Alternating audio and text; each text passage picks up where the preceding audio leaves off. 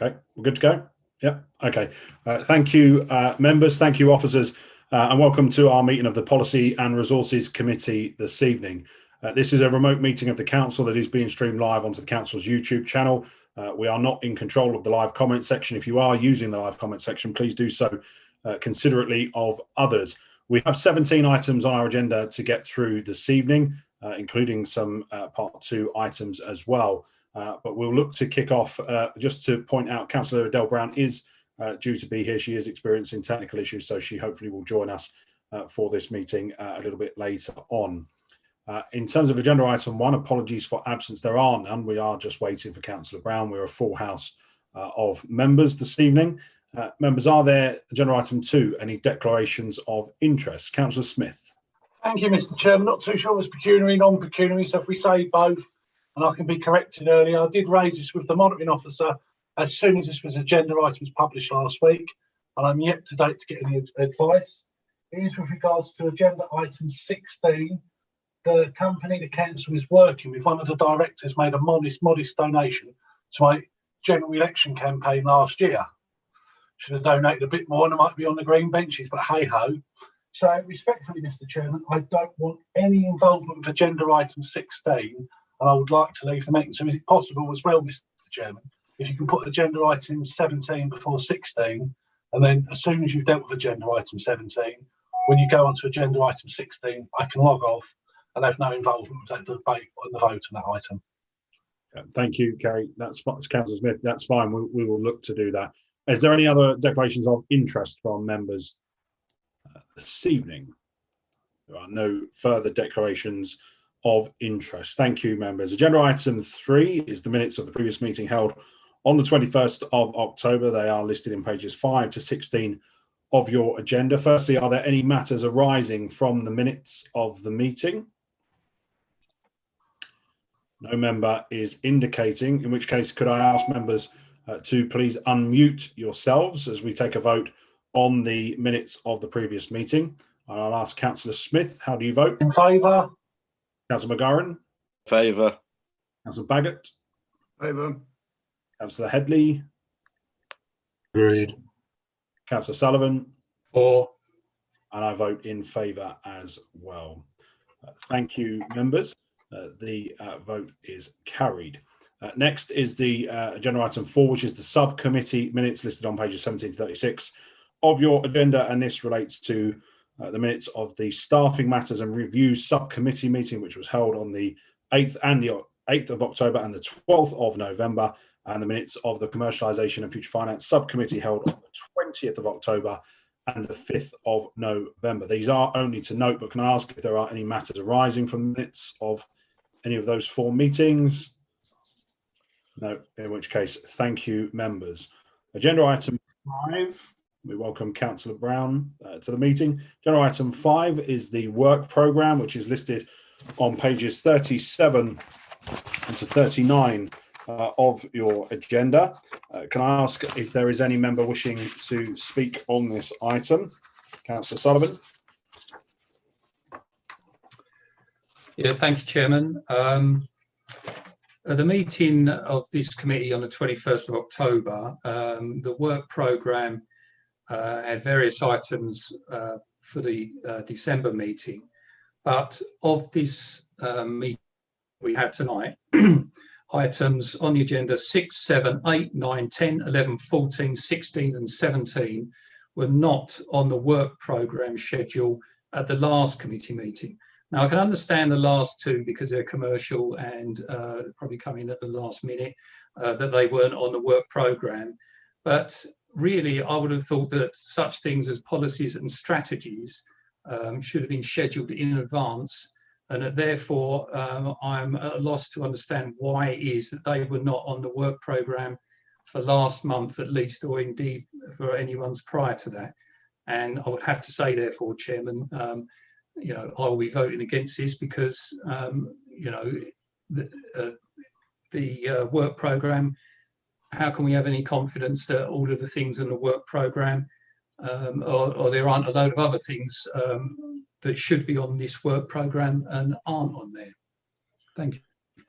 Thank you, Councillor Sullivan. Not to be too tiresome so early in the meeting, but yeah, of course you do have at every given opportunity in every single meeting the chance to put forward ideas. Of course, as you know, as you've previously chaired service committees, there are various policies at various different times of the year that come forward. There are various reports at various different times of the year that come forward. And as chair, you have a discretion to determine whether or not you think it may be prudent for the committee to look at certain things. I make no apologies for the fact that this administration is doing an awful lot of work, and therefore there is an awful lot of work that has to come forward. But I would be keen to hear if you are against 6, 7, 8, 9, 10 and all the rest of them coming on to the work programme. I would be keen to understand other reports that you would like to see coming to the committees, because I never hear that. I only ever hear you moan about it and then vote against it. If you want things, then tell us and we will bring them forward. For example, I asked, following the meeting of the local parish council's liaison committee that I chaired last week, that I think it's an idea that actually in the new year we bring a report here for us to look at around the census, because we received a report on that. It was a very interesting report.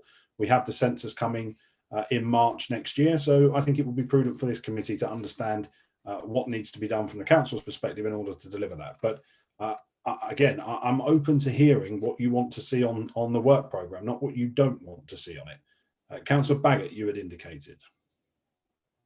I'll bring you back. Yeah, thank you, Chairman. I mean, I've got sympathy with your position. I do realise that, given that we now have an officer-led council primarily, that you won't be in control of when officers have got their reports ready. And the evidence of that is in the agenda, where every single report, bar one, is an officer report rather than a member report. No responsibility taken by the administration whatsoever for any of the reports that come to council. And in that regard, when you talk about the work programme, the very clear reason is that we have found from experience that it doesn't matter what we might wish to suggest or whatever else, this administration has no intent, no desire, and never will have to actually take any form of ideas, no matter how positive, from the Conservative group. And as such, on the basis that you don't wish to engage with us, we're not going to share our ideas with you so you can steal and plunder them as you have done in the past. Okay, I can tell where we're going with this tonight. I mean, comedy gold from the outset. I did say I'd bring Councillor Sullivan back, then I've got Councillor McGowan and then Councillor Smith. Well, just to clarify, I was pointing out the fact that there are a lot of items on there that could and should have been on previous work schedules. And if this had been a properly run committee agenda, then most of those at least should have been on there. I can understand things coming at last minute and things you want to get on. I know that happens, but there are a lot on in this committee agenda, and they really should have been on the last work programme. And you know, again, I make the point that we cannot therefore be confident that the agenda for this committee is being run properly. Okay, you've made a point, albeit pretty invalid, but there you go. Councillor McGowan. Yeah, just very quickly, interesting take on things from the Conservative members. Items 6, 7 and 8 in particularly. Item 7 particularly, but also items 6 and 8 to a lesser extent, because they were already in situ before, were heavily scrutinised and led by the COVID working group, which the Conservatives in their infinite wisdom decide to throw the toys out of the pram and not take part in, because it was a, quote, talking shop. Well, you've now got 3 policies in front of you that you could have had an influence in, but you elected not to. Point very well made. Councillor Smith. Thank you, Mr. Chairman. I just want to pick up on the point through the chair, but what Councillor Baggott said about opposition members can't get stuff added on the work programmes. I would just refer to Councillor Baggott through the chair of his colleagues, Councillor Rimmer, Councillor Henry and Councillor Schreider. The previous meeting of the Housing and Communities Committee last week, the opposition put forward a number of sensible and very agreeable items onto the work programme that received unanimous support. And may I also say there was a number of amendments put forward by administration members that the opposition was delighted to second and vote for. So we are quite, collective and we all work together. But I don't see why the opposition feel, hard done by. If they put something sensible forward, it will get the hands.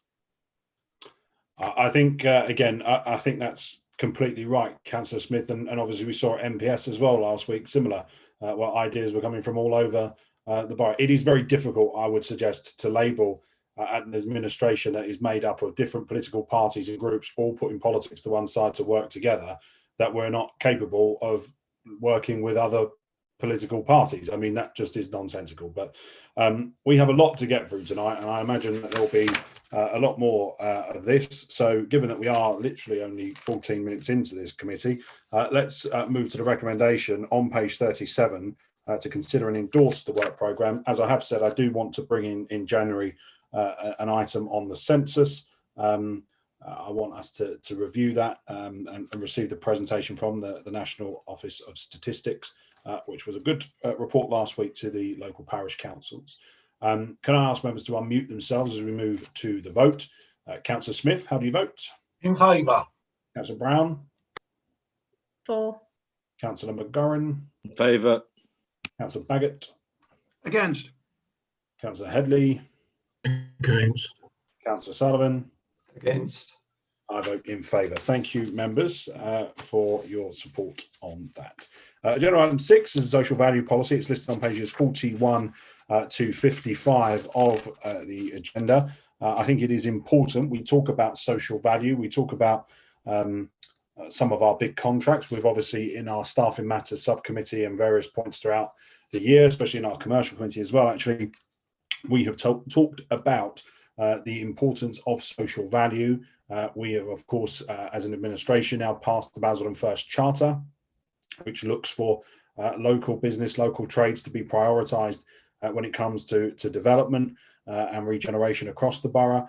So it is important that we do that. But it's also important that we have a clear understanding as an authority of exactly what social value is and how we are monitoring and understanding its real impact on our local economy. So Joe, I'm going to hand over to you. I hope you've opened your advent calendar. But I'm going to hand over to you and introduce this item.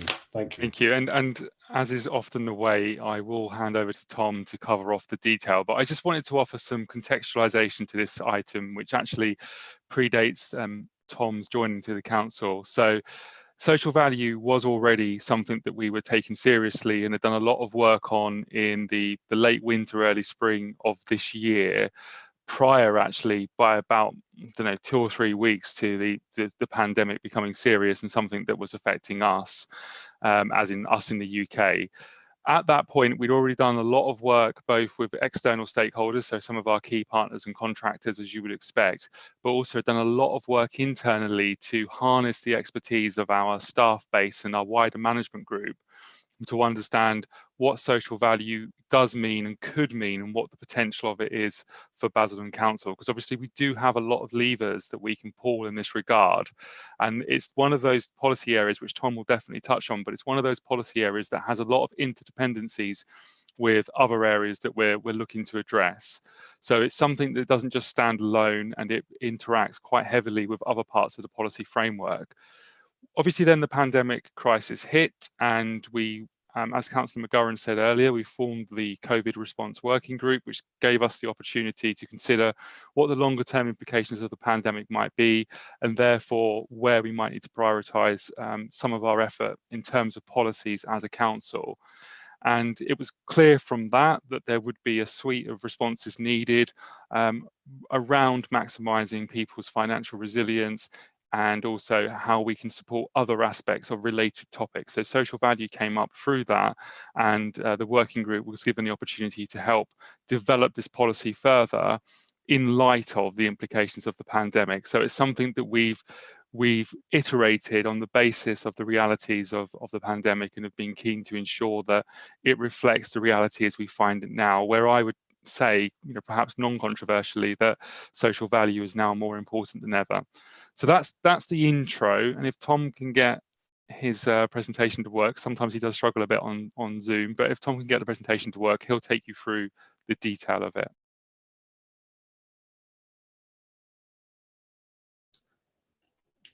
Okay, thank you. Tom? I think you might be on mute, Tom.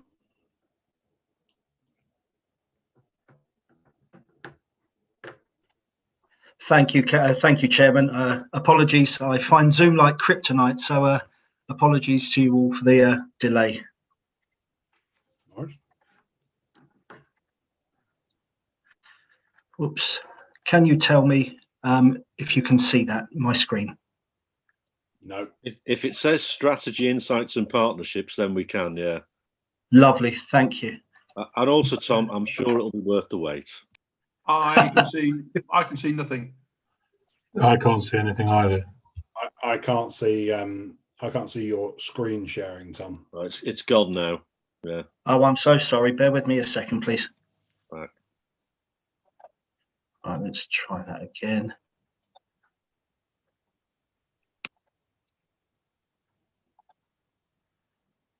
Can you see my screen now, please? No, I can't. Oh. Karina, do we have it through Democratic Services? I don't. If Tom wants to perhaps email it to myself, I'll see if I can get it up. Yep, I can send it straight across to you, Karina. I'll also send the presentation for the next item as well, just so that I'm able to talk through that at the right time. Apologies, members, for the delay. That's fine. That's fine.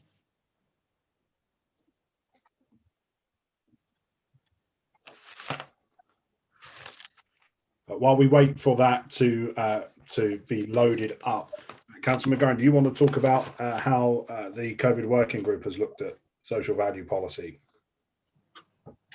Yeah, well, kind of a little bit, yeah. Like I say, it would have been useful if the Conservative members had bothered their arse to take part in the discussion. But I mean, what became clear very early on in the COVID crisis was that all sorts of council areas, policies, potential policy areas, were going to be changed by what was happening with COVID. But social value, in a way, presented an opportunity.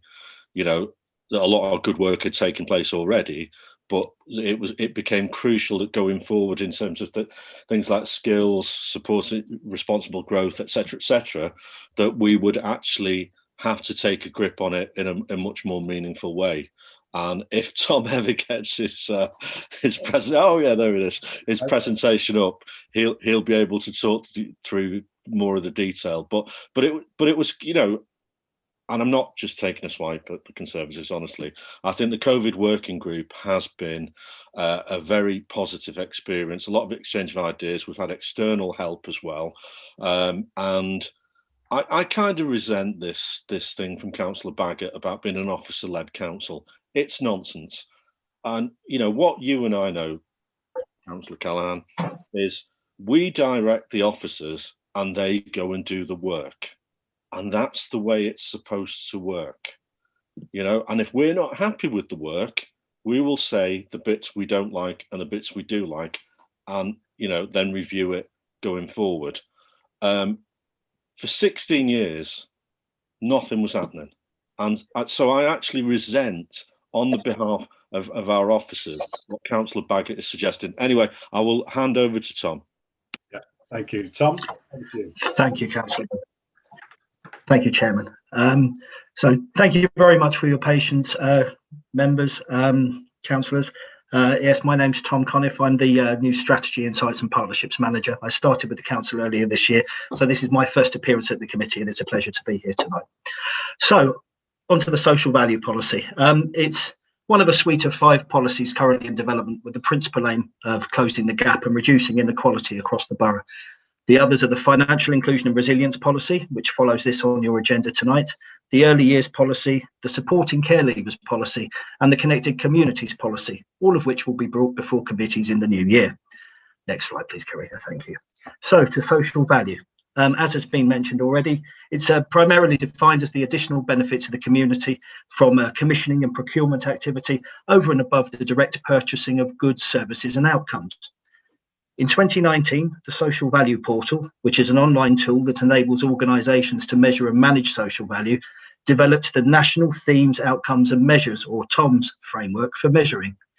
The TOMs are structured around the 5 themes, which are 1, promoting skills and employment, increasing inclusive growth and development opportunities.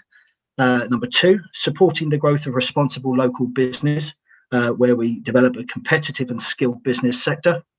Number 3, creating healthier, safer and more resilient communities, building on the strong relationships with the voluntary and community sector that were established during the COVID-19 pandemic. Number 4, protecting and improving our environment, cleaner and greener places, and creating a stronger sense of belonging with improved environmental well-being. And number 5, promoting social innovation, developing innovative solutions and new ideas that bring social and economic benefits to the community. Next slide, please. So, onto the social value policy before you tonight. The Public Services Social Value Act of 2012 requires all public sector organisations and their contractors and suppliers to consider not only the financial cost of a contract, but also how the services they commission and procure might improve the economic, social and environmental well-being of an area. Commissioning and procurement processes form the basis of interactions between the council and our suppliers and contractors. We wish to secure social value returns for our residents, and we're keen to embed the principles of social value across all our functions and services. A social value policy will mandate a coordinated approach to ensure that Basildon achieves optimal social value from our commissioning, procurement and related activities, and in so doing, delivers the best social and economic outcomes for our borough's residents. This is not a new agenda, as already been said. We're already working to secure social value in a range of ways. Our procurement plan contains a social value section that sets out our position, which is to consider these principles in all procurement activity, regardless of value and regardless of whether the contract is for services, goods or works. BasWorks is a social enterprise set up with Morgan Sindall to generate meaningful work opportunities for our residents. And the new Basildon First Charter, which aims to capture social value from development activity, has already been signed by a number of developers following its adoption by Town Centre Revival Committee last month. New slide, please, Karina. So, onto our local context. According to the Indices of Multiple Deprivation 2019, Basildon is 3rd out of 12 districts in Essex for overall deprivation. Fuel and child poverty rates are also higher than average in England and amongst the highest in Essex. Over a quarter of the working age population has no formal qualification, with residents achieving low levels of MVQ level 4 or higher qualifications and much lower rates than the Essex and national averages. As of September, 7.2% of the Basildon population receives out of work benefits, which compares to 6.5% nationally. Set against this, there are 7,800 businesses within Basildon, and we have the 2nd largest economy by gross value added in the Thames Gateway. The social value policy will ensure that the council across its entire range of activity is set up to capture this value for Basildon, to work collaboratively to improve employment and skills across the borough and to support local businesses. Next slide, please. So to ensure the implementation of the social value policy, officers will develop a social value strategy and action plan. This will complement the council's existing procurement plan and the Basildon First Charter already mentioned. The strategy and action plan will aim to deliver the following policy outcomes for Basildon residents: create access to more and better jobs and good business growth, increasing the skills of our local residents to get people working, strengthening the local economy, with the result that people are healthier, happier, independent and active. We hope to increase pride in the borough and the community through increasing engagement with small and medium-sized enterprises and underrepresented groups, and increasing opportunities for disadvantaged people and increasing social mobility. Next slide, please. All these serve to illustrate the strong links that exist to other council policies, strategies and initiatives. These include, but are not limited to, the corporate plan, the health and wellbeing strategy, economic growth policy and strategy, the employment and skills strategy, our leisure and culture policy, our procurement plan and the Basildon First Charter as already mentioned. And the final slide. And therefore, it's recommended that the Policy and Resources Committee adopts the social value policy on behalf of the council. Thank you. Thank you, Tom. Thank you, Karina. If we could unshare the screen. A fine debut, Tom. Welcome to PNR, and thank you for that presentation. I think it is a very important moment, this, for the council, because 3 years ago we launched the Breakthrough Basildon Commission. And it's fair to say we received criticism from the opposition about that, because what that did was it did something that councils are not particularly good at. Every council talks up everything about their borough in terms of their economic development, in terms of where they are, economically in comparison to neighbours, etc. What people don't do is they don't talk about people, and councils fall foul of that far, far too often. And I think, I used the phrase 3 years ago that there is a dark underbelly in Basildon of people who are being left behind, and we have to do more as a council to intervene strategically where we can. We have not got all of the answers, and we haven't got all of the tools at our disposal to change the fate and fortune of all of those people in the categories that Tom has alluded to there. But we can do some things. And I think procurement of goods and services for the council is one very real way in which we could do that. So I'm very pleased to see this report come forward tonight. I'll bring Councillor McGarren in a moment. I'm very pleased to see the report coming forward tonight. And I think what you're seeing in that penultimate slide there is a very strong suite of policies that are now being developed through all of the different service committees. And they link to the corporate plan, and they show a direction of travel that the council is going in. And the beauty is that it isn't just words, because when you then look at other policies in terms of how these strategies and these policies are being delivered, you look at something like the youth zone. The youth zone is the best thing to happen to Basildon in 2 generations, and it will be a monumental success for young people across our borough.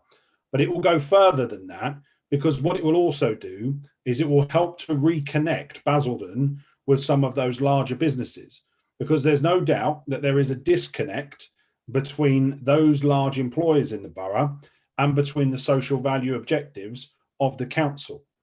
Too easy is it for people to come into the borough at 9 o'clock in the morning and leave the borough at 5 o'clock and never really make a contribution to Basildon. And what I think this social value policy does, both in terms of procurement, but wider with things like the youth zone, is it is going to start helping to build those bridges, which means that we may be able to target some of the CSR, some of the social value in our big businesses into areas of our borough where we know intervention is needed. So I welcome this report tonight. I hope it is adopted and approved as policy this evening, and I hope that that is unanimous, and we look forward to the debate. So let's kick off.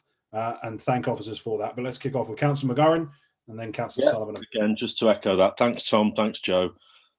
Really good presentation when we got to it, Tom. I appreciate the technical difficulties. We've all been there. Don't worry about it.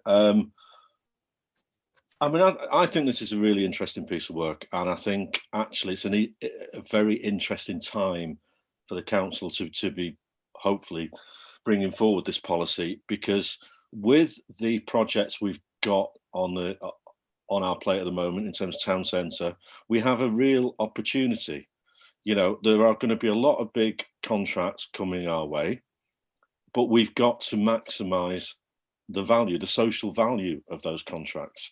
And this is a real opportunity. This is I think a very positive way of doing that. And I think it's ironic that the Conservative government talks about levelling up, but actually, I think what the social value policy does is exactly that. It's about levelling up. It's about addressing the issues in some of our more deprived wards, and it's about getting skills and innovation where they are sadly lacking at the moment. And I'll leave it at that. Thank you, Councillor McGarren. Councillor Sullivan. Thank you, Chairman. Well, I believe that this policy document, as it stands, doesn't do anything other than state the obvious and give us some background data.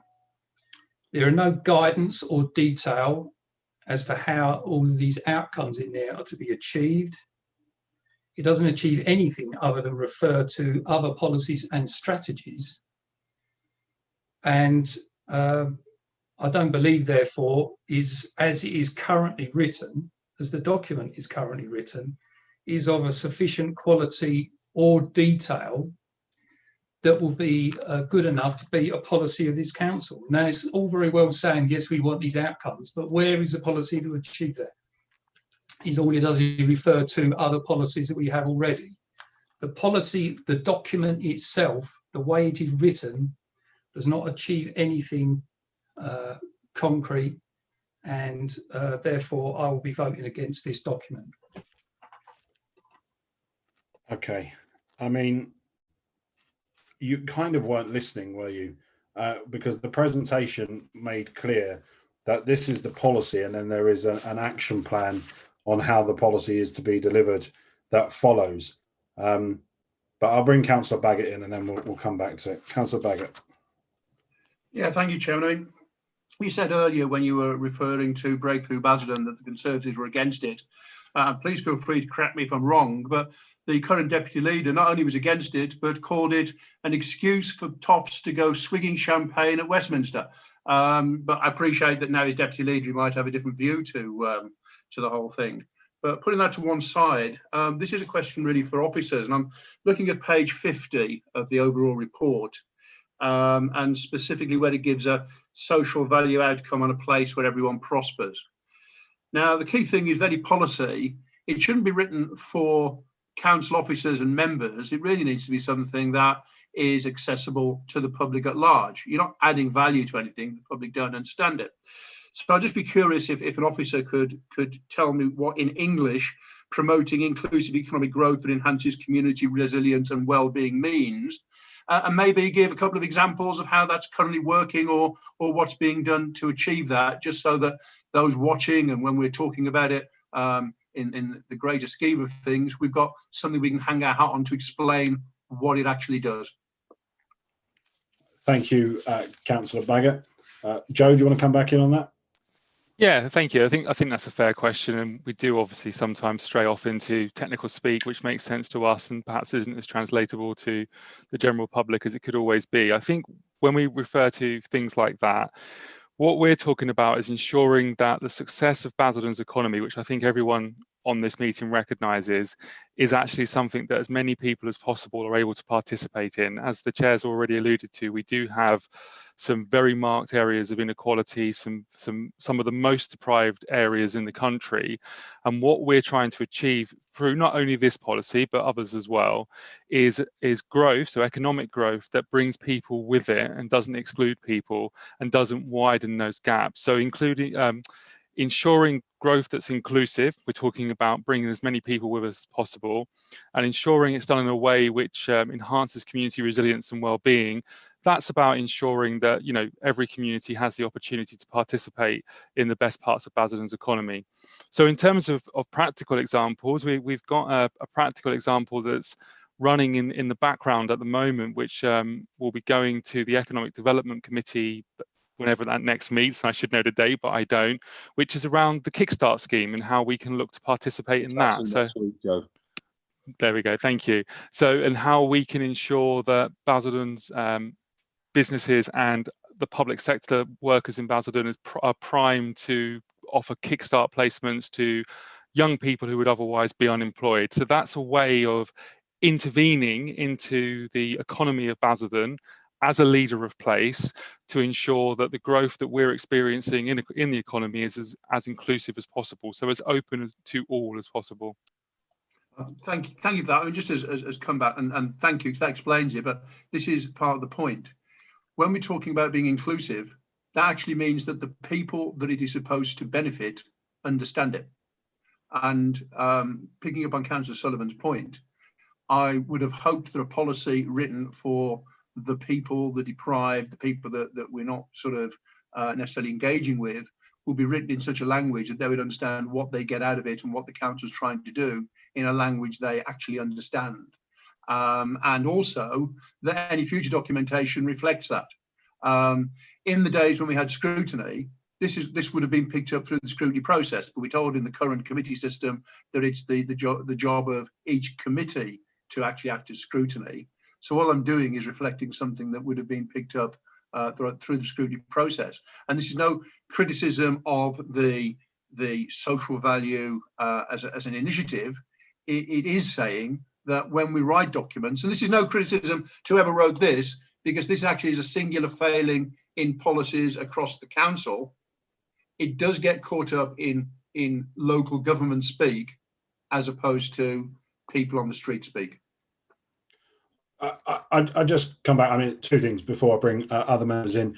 I suppose the first is if we're wanting to scrutinise and to come back with certain things, of course, you could add that to the work programme. That is one option that is, of course, available. The second thing I would say is I don't think anybody, it's about expectation management, isn't it? I don't think anybody is sitting here now and expecting that the residents who are living in the areas of deprivation where we are seeking to intervene are trawling through Basildon Council's website to look at our policies to read them. I don't think that is what is happening. I think in the first instance, it's about having a clear understanding from the council. I think there'd probably be 5, 6, 7, 8, 9, 10 different versions of what social value is across the council. And we need to have a consistent one that underpins what we're trying to achieve in the corporate plan. And that is the purpose of this. I don't think this is the kind of the be all and end all for an external facing document. I think that's what the strategy, I mean, it says on the top of page 53, a social value strategy and action plan will be developed alongside this procurement plan. So it makes it clear that there is more steps to go. This is not the end, it's the beginning of that process. So I would just point out that I don't think we should get caught up necessarily too much in language on this. I think what happens next, yes, that's the external facing stuff that we want the public to know and to understand. But I think for councillors, for officers to be able to recognise social value and then be able to look at, for example, something coming to committee that's on the youth zone and being able to understand that that links to social value and that helps the council to achieve some of these objectives. I think that is the purpose of what we're trying to do. Councillor McGurran and then Councillor Harrison. Thank you. Yeah, I mean, it's interesting because I just think Councillor Baggett's going off at bizarre and not very interesting tangents. You know, council reports are written a certain way. And I'll be honest, weirdly, I kind of sympathise with Councillor Baggett in a way, in that, you know, given my background in a national newspaper that is noted for being fairly simple to understand, that I completely get that. And I think myself and you, the leader, have said at times, let's make it more straightforward. But we also, you know, things that I wasn't good at in my previous existence, because we had to get a paper out every day, and just but miraculously that happened. Sometimes it was good paper, sometimes not so good. You know, process wasn't my thing then, but I understand as a council there is a process, there is a protocol, there are ways of doing things. And Councillor Baggett, really cast your mind back when you lot were in charge. Were the reports singing, dancing, tabloid pieces of reportage then? I don't think so. No, I do not think so. I do not think so. And as the leader has said, this is a policy framework, and then we go away and we get the actions from it, and that will be more possible. But Gavin is also right. The idea that you know, residents in Pitsea and Vange and wherever are scouring these documents, it's not happening. But I also think you're also being a little bit disingenuous, because what you're saying is you're sort of attempting to make the link between being deprived and lacking in intelligence. And I resent that, because you can be deprived and you can be highly, highly intelligent. There is no link there. Thank you, Councillor McGurran. We'll come back round, but we've got more speakers to come in first. Councillor Harrison. Thank you, Chairman. I'll make the point you did make about the top of page 43. But of course, Councillor Baggett will remember when we served together on scrutiny and we had these debates, what comes first, the policy or the strategy? He will recall that. So, but the system has always been that a policy comes first. So there is a breakdown of a policy which meets the requirements of the Public Services Social Value Act 2012. It's laid out the principles of the policy, and therefore the important thing now is you accept the policy. And then we do what we do next, which is then we get the action plan and the strategy, and we scrutinise that. And that will be done at this committee, I'm assuming, because you're now scrutinising the policy at this point in time, whether you think you are or you're not. And going ahead this way, I think, is a sensible way. The basis for a policy, it's a good policy. How it works out in the action plan and strategy will be open to debate at a later stage. My only criticism of this, I just wish that officers, when they refer to policies, they'd refer to the Basildon Borough, no, not just Basildon. I've had this discussion with other people in the past, because I don't think that Wickford, Billericay and other areas are left out, but that is what people think if we don't refer to the whole borough. Thank you, Chairman. Thank you. Councillor Smith, then Councillor Headley. Thank you, Mr. Chairman. I'll go through the chair just to pick up some comments made by the Leader of the Opposition. He's probably going past his sell-by date. If his group gets its act together. I mean, he's absolutely right. I did kick off at the start because I like to see something done. This is such an important piece of work. And you got it, and you got the piece of work done. Making sure companies that do business in the borough, it's not all about the money and the shareholders. And we're delivering for people and areas that need a bit of TLC, especially in these tough times. Comments made by the Leader of the Opposition was that in deprived areas, people can't understand things. I came from a deprived area and I can read that agenda perfectly well. And if there's any issue with education in the borough, it all falls on the door of Councillor Finch and his out-of-date regime at County Hall, which have allowed the schools in the new town to become places parents fight and scramble for when it comes to secondary school education to get somewhere else. That is a totally unacceptable situation. And we should be raising the school standards, not saying that people in council estate areas and poor areas cannot understand and read a council agenda. But this is what we expect from the political elite. Anyone who dare votes Brexit, you're just smeared off as being dumb. And it's carrying on tonight. So crack on, Councillor Callaghan. This excellent piece of work, I, as the leader of the independent group, will be supporting, because we want to help everyone, every single person in this borough. Thank you, Mr. Chairman. Thank you, Councillor Smith. Councillor Headley. Thank you, Chairman. Can I just clarify one or two things? Have we dispensed with the raised hand function when we want to speak? Yeah. Yeah, we've dispensed with it. Okay. As one of the comments made by the presenter alluded to, this is not a new idea. Lord Young introduced this in 2012, 2013. And the latest update on the government websites for developing this sort of policy, I could support. I'm not sure that this document supports the current thinking. And it includes things like using a greater variety of companies to deliver contracts from every region of the country. That's where the levelling up agenda comes from. And whilst I would always try and support local companies, I think in terms of procurement, it's important that we try and get best value both in monetary terms and social value by extending the remit of those that are involved in procurement. Now, I've only ever worked in the private sector, and one of the main criticisms I have of all local authorities is they're not particularly commercially minded, and time again they procure contracts that prove to be ineffective or not good value for money, despite all the efforts that officers of those public sector organisations try and bring forward. The government is also asking that teams involved in procurement are expected to complete training courses before they implement any of these models of social value. Maybe I've missed it, but I can't see anything in here that draws out the training and how you're going to do the training of those officers that may be involved in procuring very seriously important contracts. So I think there's a little bit of work to be done before I can support the policy in its current status.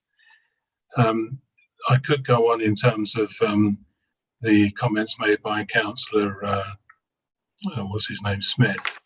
There was an education task force put in by a former leader of the Basildon Council Tony Ball with Councillor Castle at the time, who was the cabinet member at Essex. And I do declare an interest. I was his deputy at the time. Basildon's primary school education improved tenfold during that exercise. So it's not true to say that county have left Basildon in some sort of desert of education. And a lot of our schools do very well. And, you know, he's alluded to the fact that numbers of pupils, parents do choose to send their children outside of the borough for education. And that's true, but that is part of parental choice. I support that. And I don't think, you know, if you look at Billericay School and Mayflower School in my division, 400 or 500 children a day travel up from wards in deprived areas in Basildon. And that's because their parents value the education. And some of those children are high achievers. And it's difficult to understand where Councillor Smith's coming from. He also mentioned Brexit, which is a bit of a theme with the councillor. And I have to say, one of the things that the government are asking you to do in this type of policy is look at the effect Brexit will have on procurement of contracts with the demise of the OJU rules. I'll leave it there, but there's lots more I could say. Thank you. Okay, thank you, Councillor Headley. I mean, I think, you know, we could go off on a tangent looking at education, and I think, you know, what you're describing there and the 400 or 500 kids that are coming up from deprived wards into your division is demonstrative of the fact that there are too many parents who feel as though the new town does not have adequate secondary education. And certainly when you look at post-16 education in the new town, it is wanting. And we will, I'm sure, come on to talk about that in the new year, and this social value policy will be part of that. But I am encouraged to hear you talk about the county and their positive role in helping to support our young people. And I'm sure you will be using the opportunity afforded to you at full council at County Hall next week to be advocating for the county to put their hand in their pocket and do what they should be doing, which is helping to contribute towards the running of the Basildon Youth Zone. And I look forward to your support on that. Councillor Baggott, you wanted to come back. Yeah, thank you. I mean, I get the politics of Councillor McGurran and Councillor Smith, that rather than actually listen to what's being spoken about in a fair and frank way, you referred to why we don't put things on the work programme, and their comments are pretty clear to anybody that's watching why. At no point did I say that people in deprived backgrounds wouldn't understand it. What I said is, you're talking about areas of deprived background which are important. And I said, and yet it's written in a language that nobody understands. Now, you might want to con yourselves, but the reality is, if you're telling me that this document is written in plain English, then you're more of a con artist than I'll give you credit for. It used to be the Basildon Council actually had on its policies the Society for Plain English logo to show that it had actually been checked and written in a language that everybody could understand. And I noticed that's gone now. And what I'm saying is, it doesn't matter whether you're a resident, it doesn't matter whether you're a business that wants to interact, it doesn't matter whether you're a partner, it doesn't matter whether you're another authority. When you write a document in local government speak, it has less impact than if it's written in plain English. And this isn't written in plain English. Now, you can con yourselves all you want that it's actually crystal clear and everything else. But like I say, all you're doing is conning yourselves. And thank you very much, the officers who actually took the remarks in the absolute spirit they were intended as constructive criticism. And shame on those people that have just tried to make a political point out of something which you started off saying was a serious issue, but have actually demeaned as a result. Thank you. I can't be, I'm sure, the only one who scratches my head to understand that previous policies were written in plain English and therefore roaring successes, and yet, as we've seen in the presentation tonight, areas of deprivation and inequality, things got worse. So I'm not quite sure what the policies were seeking to achieve, but they clearly failed. Councillor Brown, and then we'll move to the vote. It beggars belief that we've just spent half an hour listening to them complain about the language used in the policy, rather than the fact that they support the policy, a policy which will help our residents in our most deprived parts of our borough. That is what we should be talking about tonight, not whether or not the language people can or cannot understand. We've just spent half an hour moaning, and it is moaning, about language used rather than a policy before us. I hope after all that Councillor Baggott and his friends are going to support a policy that is going to improve the lives of the people of Basildon, rather than moaning about the language we've spoken. Thank you. Thank you, Councillor Brown. Members, we will move to the vote, which is on page 41. If I can ask you to unmute yourselves as we move to the vote. And I will start with Councillor Smith. In favour. Councillor Brown. In favour. Councillor McGarren. In favour. Councillor Baggott. Against. Councillor Headley. Against. Councillor Sullivan. Against. And I vote in favour of a social value policy to support our borough's most deprived people.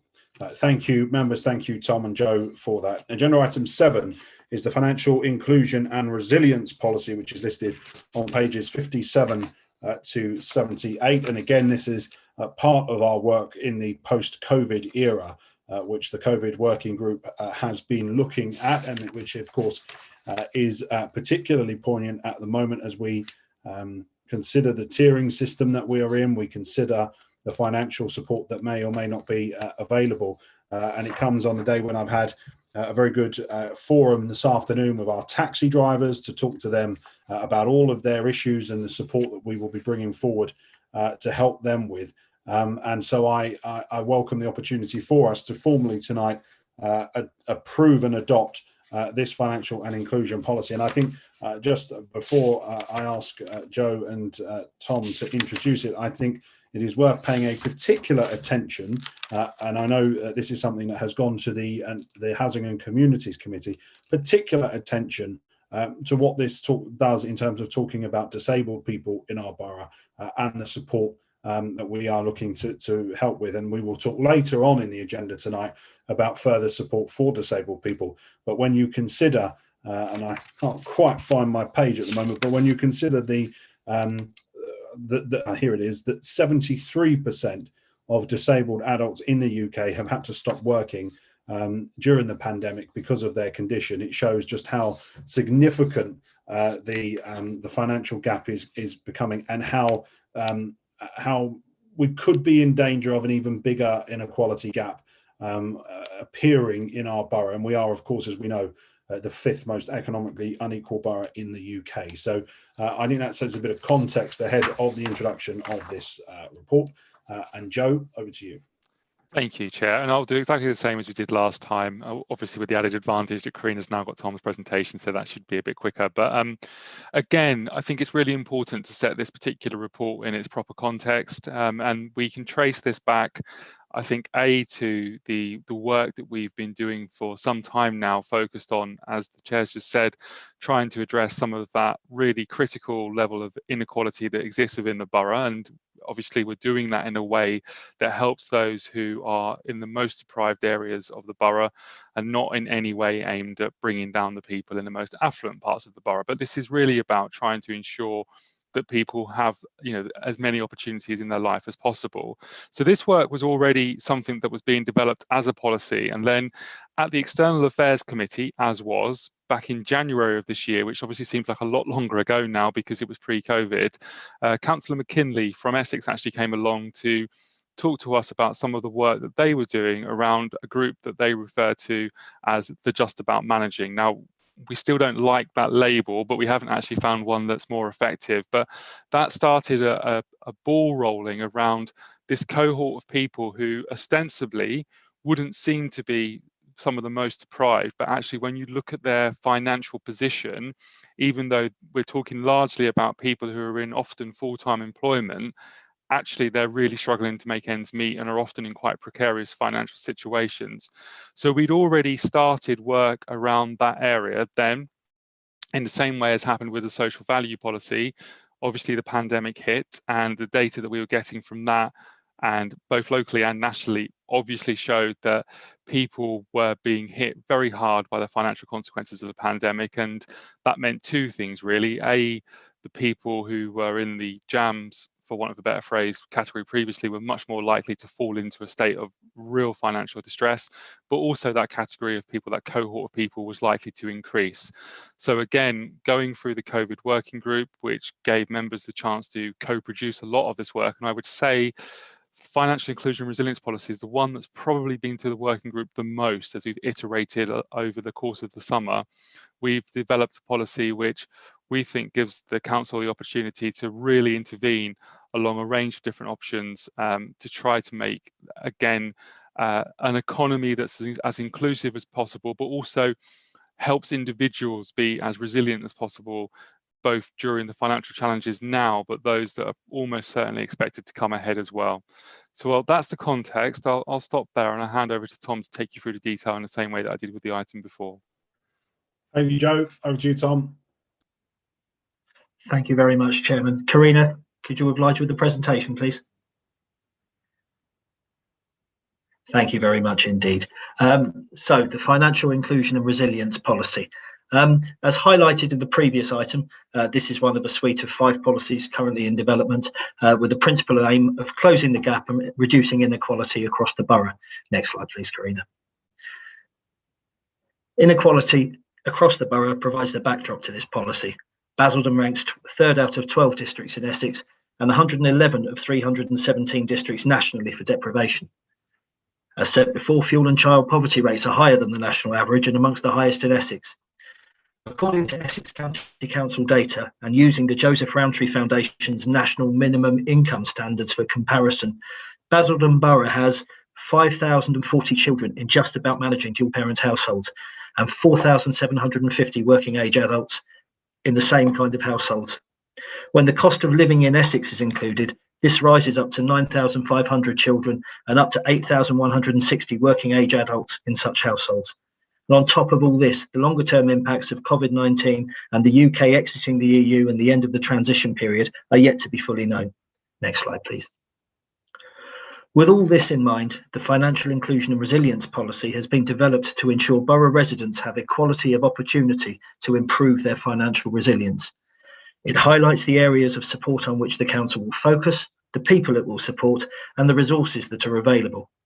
The policy will have some benefit to all residents, but 4 cohorts in particular have been identified as being most at risk due to lack of financial resilience. Young adults, families with more than 2 children, disabled people, and the just about managing families hitherto mentioned. Next slide, please. An extensive literature and data review was undertaken alongside local research, which identified 5 areas where the council and its partners will focus their efforts. 1. Advice on entitlement to benefits and how to apply. The Office of National Statistics mid-October 2020 data release stated that 0.7% of Basildon residents are claiming job seekers allowance, which is up from 0.5% the same time last year. Since the first lockdown on March the 23rd, the most commonly sought advice at Citizens Advice in Basildon is advice on entitlement to universal credit and how to apply. And the 3rd most commonly sought advice was claiming benefits in general. Secondly, employment rights advice, including legal advice as provided by partners like Citizens Advice. Citizens Advice cited employment rights advice as the 2nd most commonly sought advice. Advice on furloughing and redundancy rights is also a common request. Number 3, debt-related support and advice and maximisation of income, including through employment. In April, the month for which data is most recently available, there was an 89% increase nationally in the number of emergency food parcels given out compared with the same month in 2019. Large proportions of young adult workers are in the retail and hospitality sectors, which have been hardest hit by lockdown. Since March, debt advice is the 4th most common sought after advice from Citizens Advice in Basildon. Number 4, housing related advice. Seeking advice on housing related issues is the 5th most common request for advice from Citizens Advice, including illegal evictions and repossessions. And number 5, health and wellbeing support, signposting, advice and opportunities. It's widely recognised that people's health and wellbeing has been affected by the repercussions emanating from COVID-19.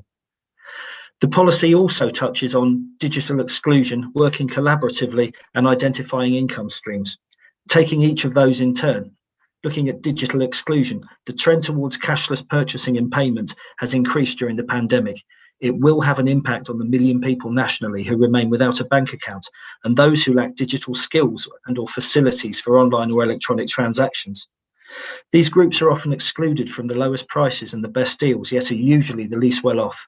They're also digitally excluded from education, homeschooling, and other online opportunities. Secondly, looking at working collaboratively. The COVID-19 pandemic has shown that the council can react quickly in a crisis. The Community Hub is an exemplar of this and has strengthened our links with both the voluntary and community sector and individuals within our communities.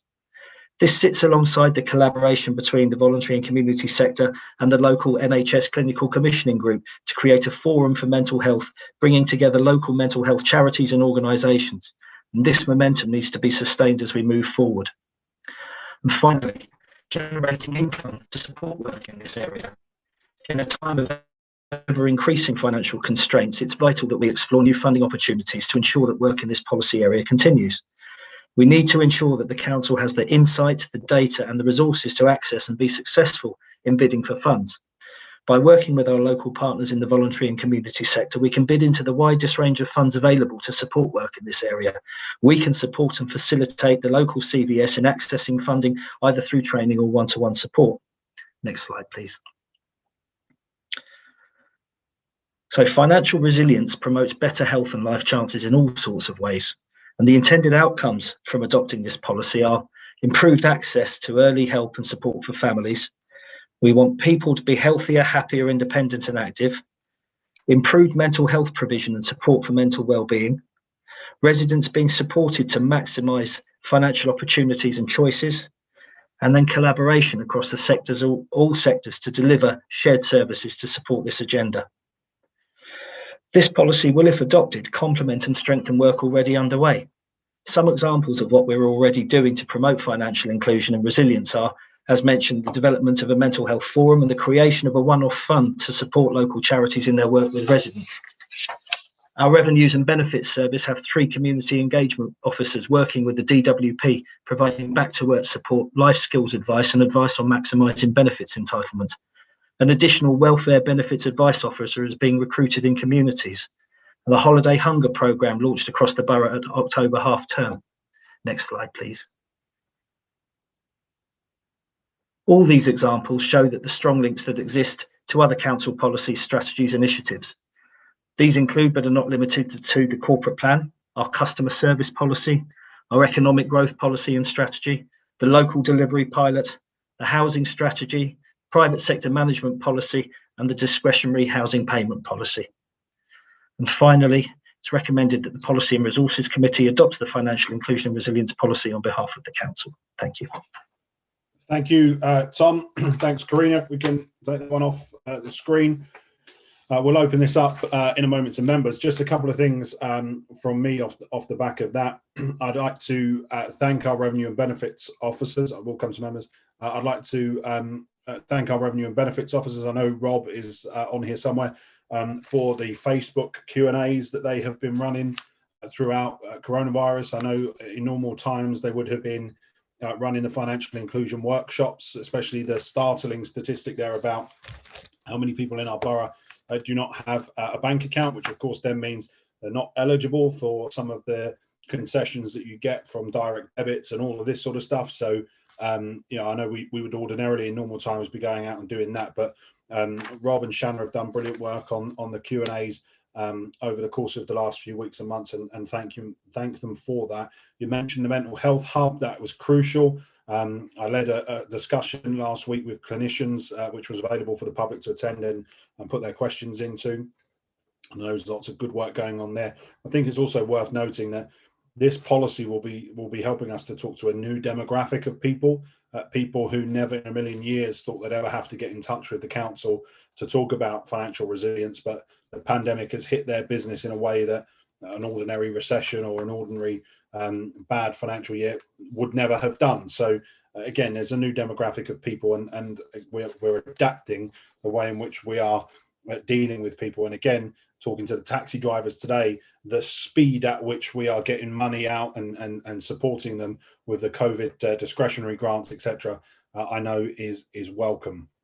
Members, let's open this up. Councillor McGowan wants to come in first, then we'll go to Councillor Baggott. Councillor McGowan. Thanks very much. Yeah, I'll be relatively brief because I think it's all there in the report, which is a great report. So well done, all the officers involved. Really appreciate it. Just to put into context, one thing Tom did say, yeah, Councillor McKinley did come to a meeting, what was then the External Affairs Committee, because we invited her, because we decided that what Essex was doing or proposing to do around just about managing, and Joe knows I hate that term, and care leavers was vital and interesting, and we grabbed it and we went with it, and we said to Essex, we will lead the way on this, and we are doing, and it also demonstrates, despite what Councillor Baggott says or maybe thinks, we can work with Conservatives. It's just Basildon Conservatives are not willing to work with us.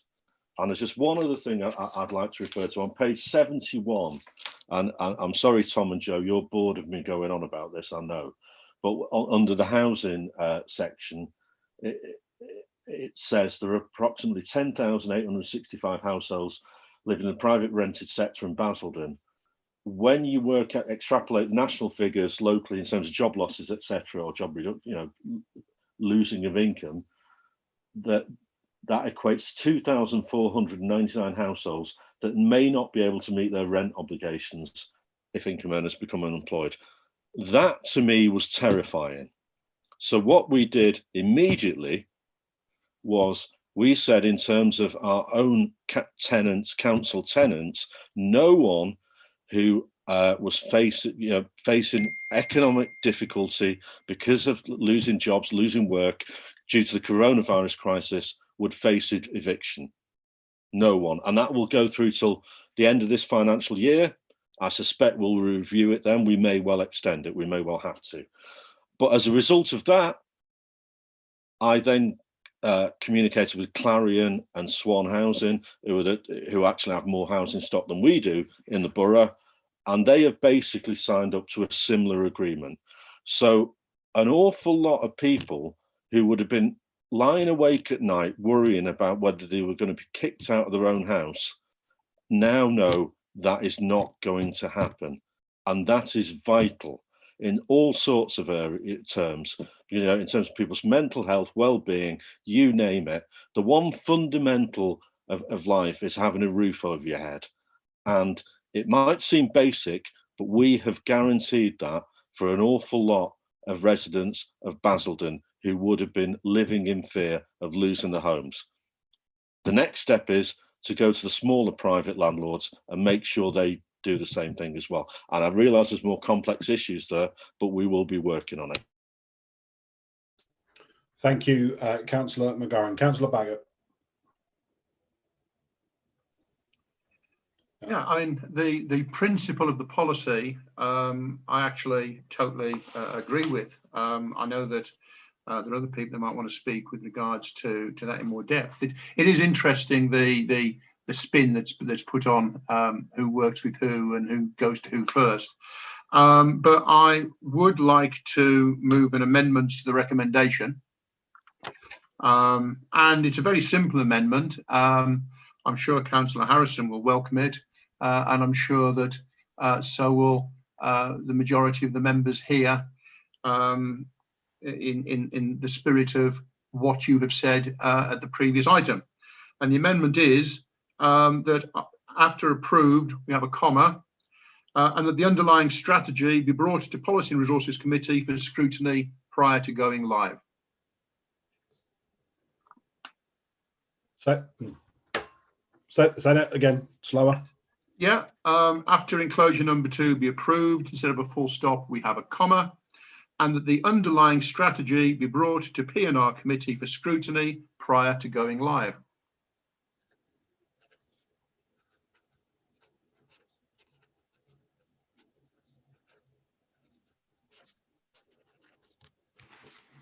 Yeah, I think ditch the last 4 words and you might get support for that. Because prior to going live would then mean that we're kicking it into the long grass and dragging heels.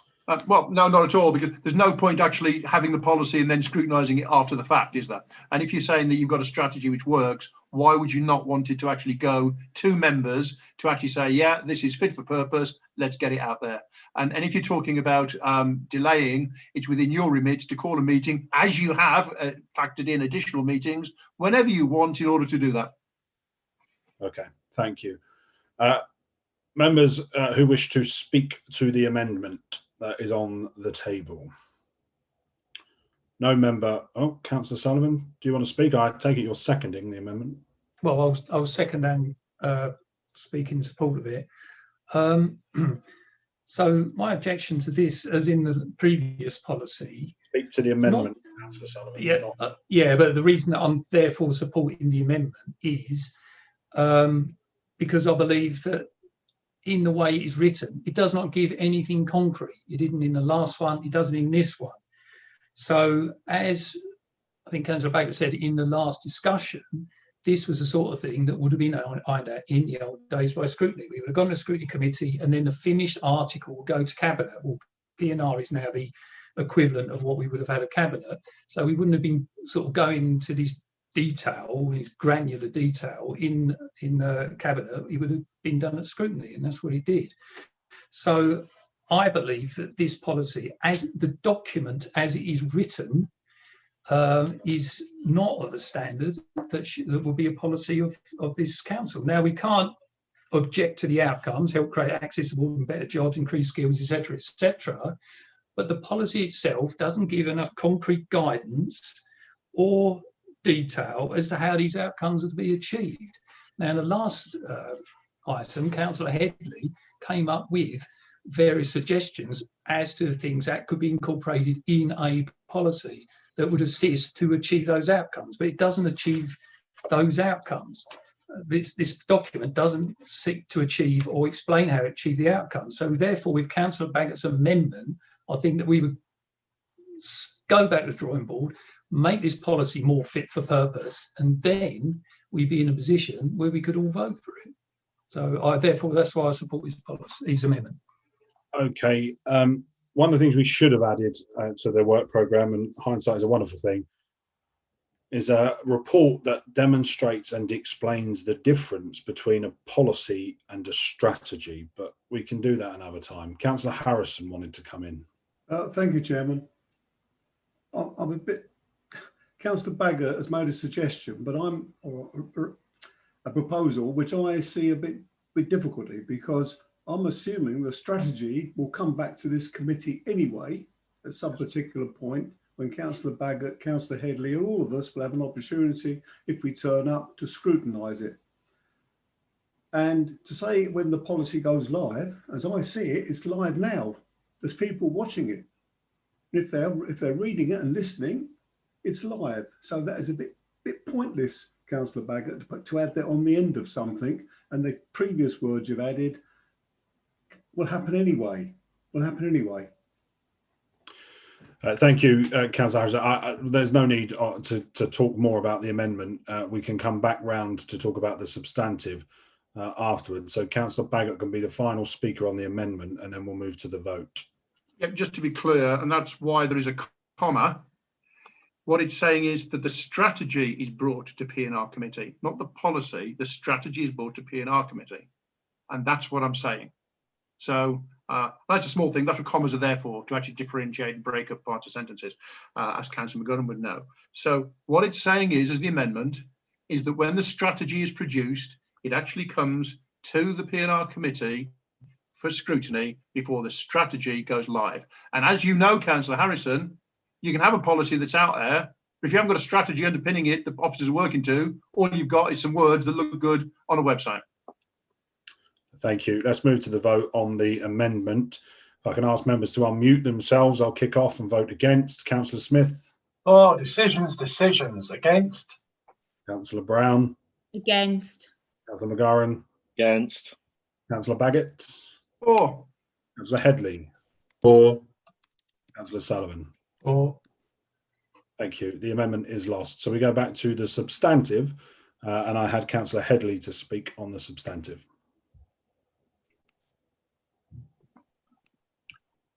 Thank you. I'm glad that the county was mentioned. As everybody knows, I'm a dual-added member. What I don't think has been adequately publicised is the degree to which county have already been working with Basildon Borough. Reference was made to the revenue and benefits team at the borough, which are doing sterling work and have often been praised for their efforts by various county councillors involved in the distribution of the funds. Because, as you will be aware, it was upper tier authorities were given government money, and we've had government money in two tranches so far, 3.8 million and 2.4 million. So the blanket package is 6.2 million, and the majority of that has to be spent between now and March 2021. It includes things like free school meal vouchers for all eligible children through the Christmas and half-term holidays, winter warmth packages for vulnerable adults leaving hospital, emergency grants for food, heating, energy, water bills and essential household goods, home start packages for parents of the under fives, and the children will be targeted in the most deprived wards across the borough. Support for carers and people with learning difficulties, Christmas food and gift hampers for care leavers, grants for local communities, food initiatives nominated by Essex County councillors. So Councillor Smith will be given some money which he can target to spend in the borough. The list goes on. It's quite a long list, and I think that Basildon councillors should have the courage to acknowledge the work that people like Councillor Louise McKinley are doing to support boroughs like Basildon.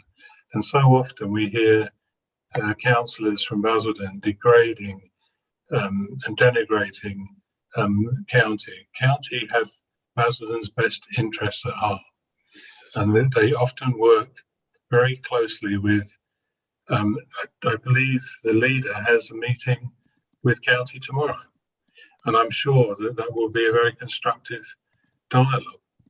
So I think, I don't particularly like playing party politics, but it was interesting that Councillor McGurran, who obviously has a passing interest in Maslow's hierarchy of needs, that we're all trying to do the best we can for our residents. Unfortunately, this policy falls woefully short of something which I can support.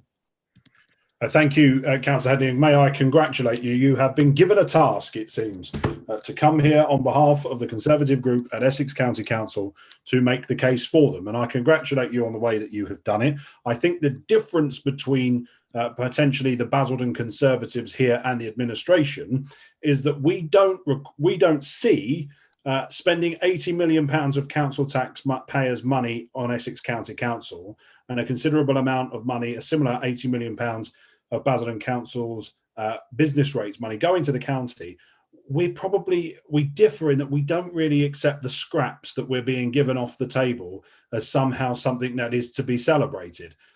Let's be really clear about it. The lots of the announcements that are coming out of County Hall are fantastic. If you are a councillor for Colchester, for Braintree, or for other parts of the north of the county, but we've heard in the previous discussion about the social value policy, the levels of deprivation here.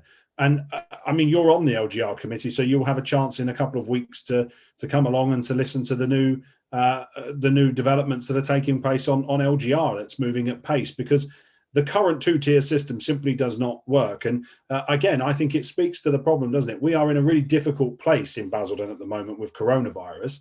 And yes, you're right, I do have a meeting tomorrow, but the leader of Essex County Council can't even be bothered to turn up to that meeting tomorrow.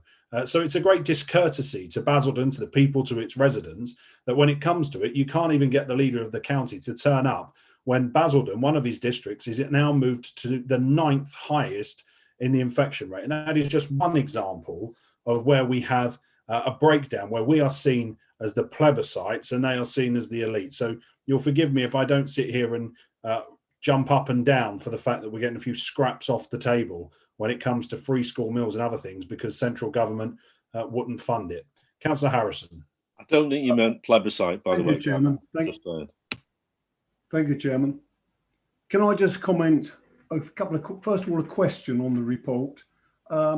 We refer to figures given by the Basildon Citizens Advice Bureau. Can I just ask, does that include figures from the branches in Wickford, etc.? Also, there's a lot of national figures in there. Some time back, all ward members had a breakdown of their ward. I'd like to see this broken down a little bit more so we can identify. I mean, I get a lot of emails, telephone calls, and I've dealt with quite a few people with financial problems in Wickford. Now, pointing them in the right direction is very important, but a lot of those are the ones you call the just about managing ones. You know, they're in work, etc., etc. Now, a lot of them just turn to councillors for advice, and we try to point them in the right direction. Whether they take that direction or not, we don't know. But I think if we, as ward members or towns even, had a breakdown how this is broken down more across the borough, I think it would be worthwhile.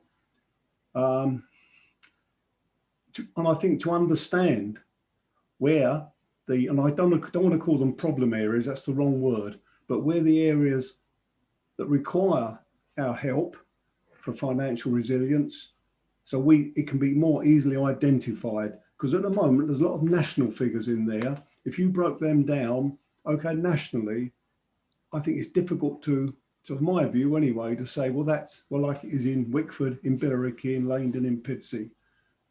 I'd like to be able to do that. Perhaps Joe or someone could come back on that. Thank you, Councillor Harrison. Joe? Yeah, thank you, Councillor Harrison. That is a really good point. One of the things that we're sort of looking at is getting back to some of those ward profiles that we used to have and we haven't had, and that's for internal capacity reasons. There are two things I would say though. Some of the national figures wouldn't be able to be broken down anyway, but we will look at that and see which ones it is possible to break down. And we do also have information sets already, which would be quite useful in this regard. So one of the things that we're basing our understanding of deprivation on is the super output areas, which is a technical definition, but it's a group of population size that's used across the nation to understand how deprivation is spread in different areas. And we can actually be very specific about the borough and which areas are the most and least deprived. And there are some surprising examples of where actually some of the areas of the borough that are expected to be most affluent actually have some significant areas of deprivation. I have just been told that the ward profiles will be ready in the new year, so we will be able to give you a more detailed breakdown then. So that's that. And in terms of the citizens' advice point, that is for all branches in the borough. It's not just for the Basildon branch. Very good. I'll come back on that moment, Chairman. Just it'd be useful to indicate, seriously, if they come from the other branches as well, whether the 5,000 etc. cases you pointed out, are they certain ones? Do they concentrate on one particular CAB? Or, in other words, are the ones in Wickford of a type, or Billericay, a totally different type of problem they're receiving or not? It's a good question, and one that I have to be honest, I don't have the answer to now, but we can get that breakdown for you and happily circulate that to the committee so you can all see where that demand is being risen. Okay, thank you. Members, are there any other speakers on the substantive note? Okay, the recommendation then is on page 57. Can I ask members to unmute themselves as we move to the vote? I vote in favour. Councillor Smith? In favour. Councillor Brown? In favour. Councillor McGorran? Emphatically in favour. Councillor Baggott? Abstain. Councillor Headley? Abstain. Councillor Sullivan? Abstain. Doing a care. Number 8, agenda item 8 is the organisation strategy. This is on page 79 to 94 of your agendas. Mr. Young is here to introduce the report and to answer questions. Mr. Young, over to you. Thank you, Chairman.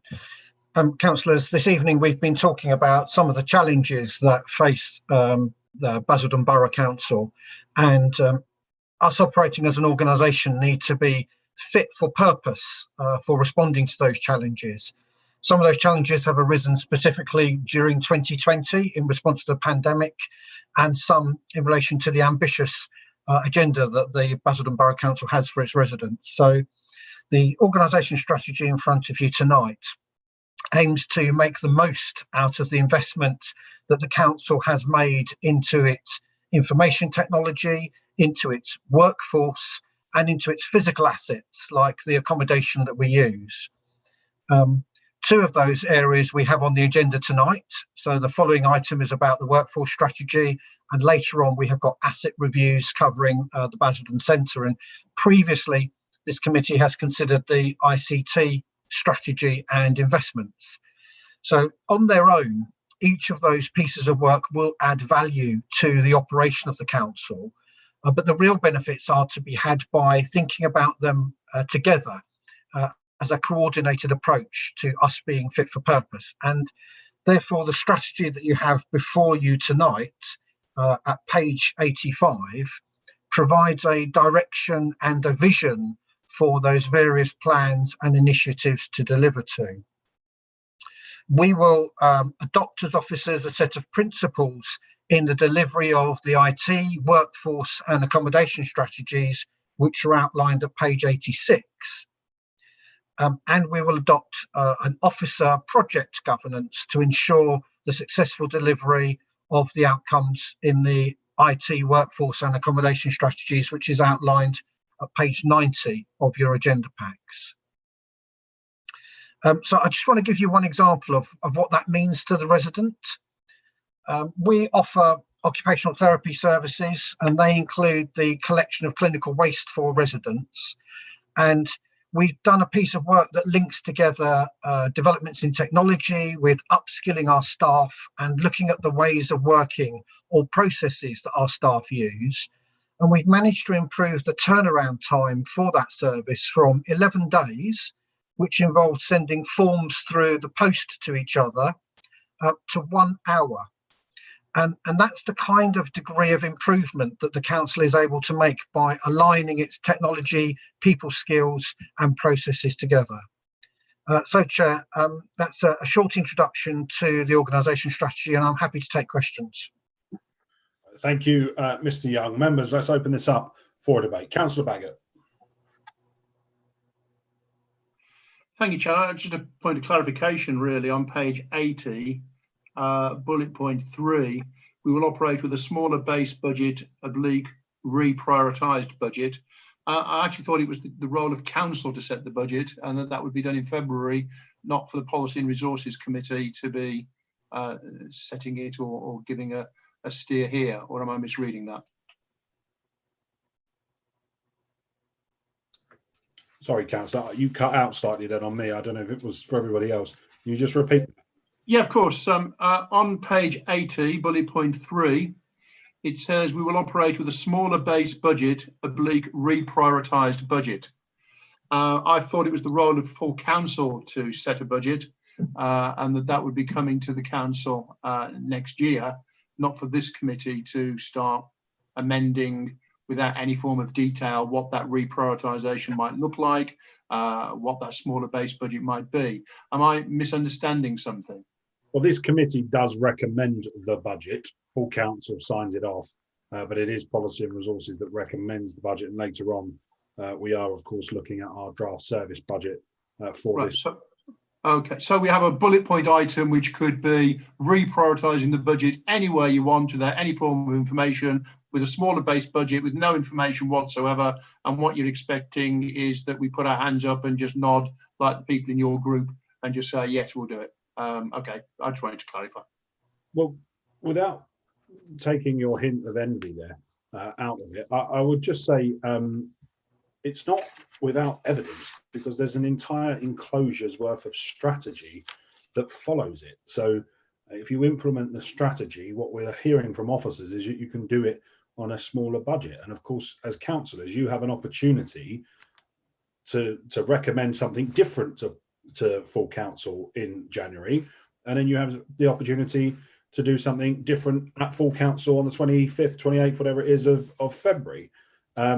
And then, of course, you have the opportunity to come back here at the committee and change the policy to reflect whatever budget prioritisation you make. I'm not really sure what the point is, if I'm telling you the truth here. Councillors decide budgets, councillors decide policies, so you're in control. What are you going to do with it? Nothing. Mr. Young, is there anything you want to pick up on that?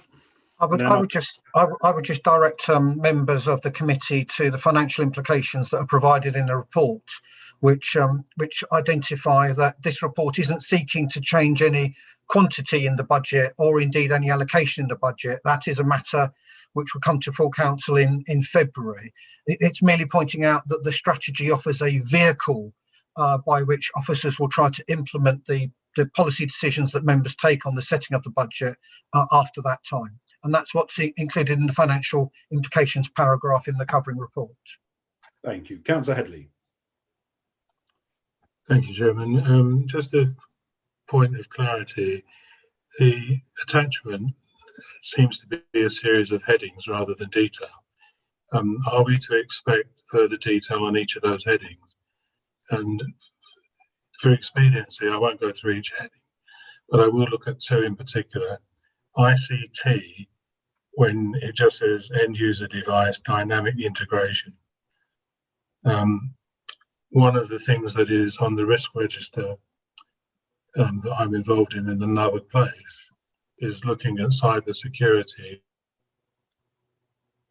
and the amount of effort and resources that need to go into making sure our systems are secure.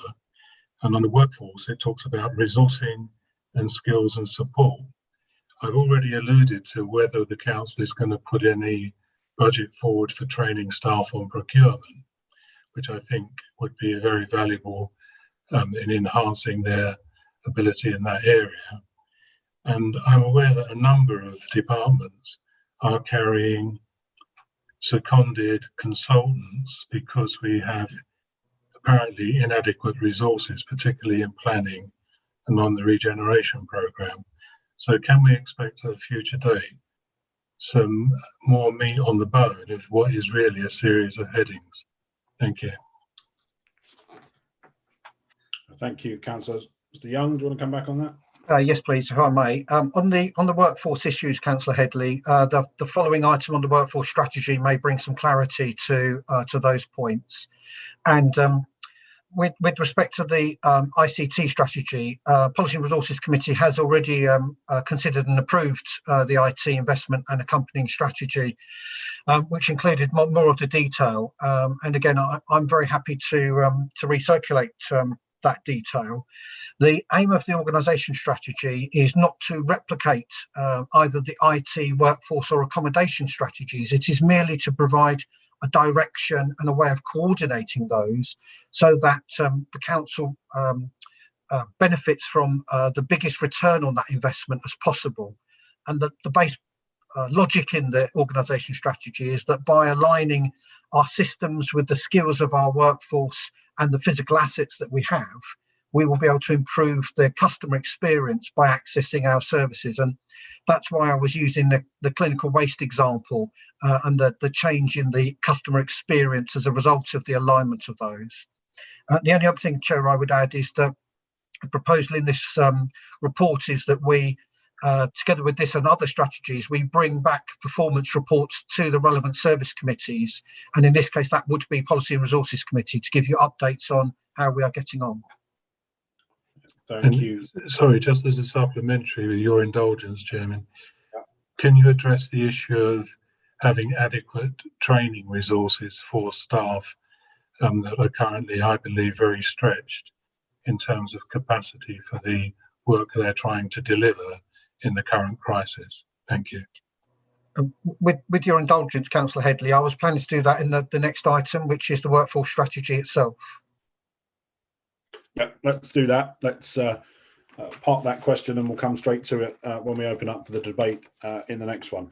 There are no further members wishing to speak on this, so if I can ask members to turn to page 79 of your agendas for the recommendation and ask you to unmute yourselves, I will kick off and vote in favour. Councillor Smith? In favour. Councillor Brown? In favour. Councillor McGorran? Favour. Councillor Baggott? Against. Councillor Headley? Against. Councillor Sullivan? Against. Thank you. The recommendation is carried. Members, we're come to agenda item 9, which is on pages 95 to 110. This is the workforce strategy. We've just been hearing about that in part. So over to you, Mr. Young, again. Thank you, Chairman. So Basildon Borough Council is a people business. The majority of our budget is spent on the workforce, so those staff that deliver services for residents of the borough. And this strategy aims to ensure that we attract, recruit, develop and deploy those staff effectively. Page 101 of your agenda pack provides some information about our workforce. We currently have circa 880 staff on the payroll. 52% of those staff live in the Basildon Borough. We are all of us ageing. 42% of our workforce are 51 years or over. So thinking about talent management and future succession planning is important.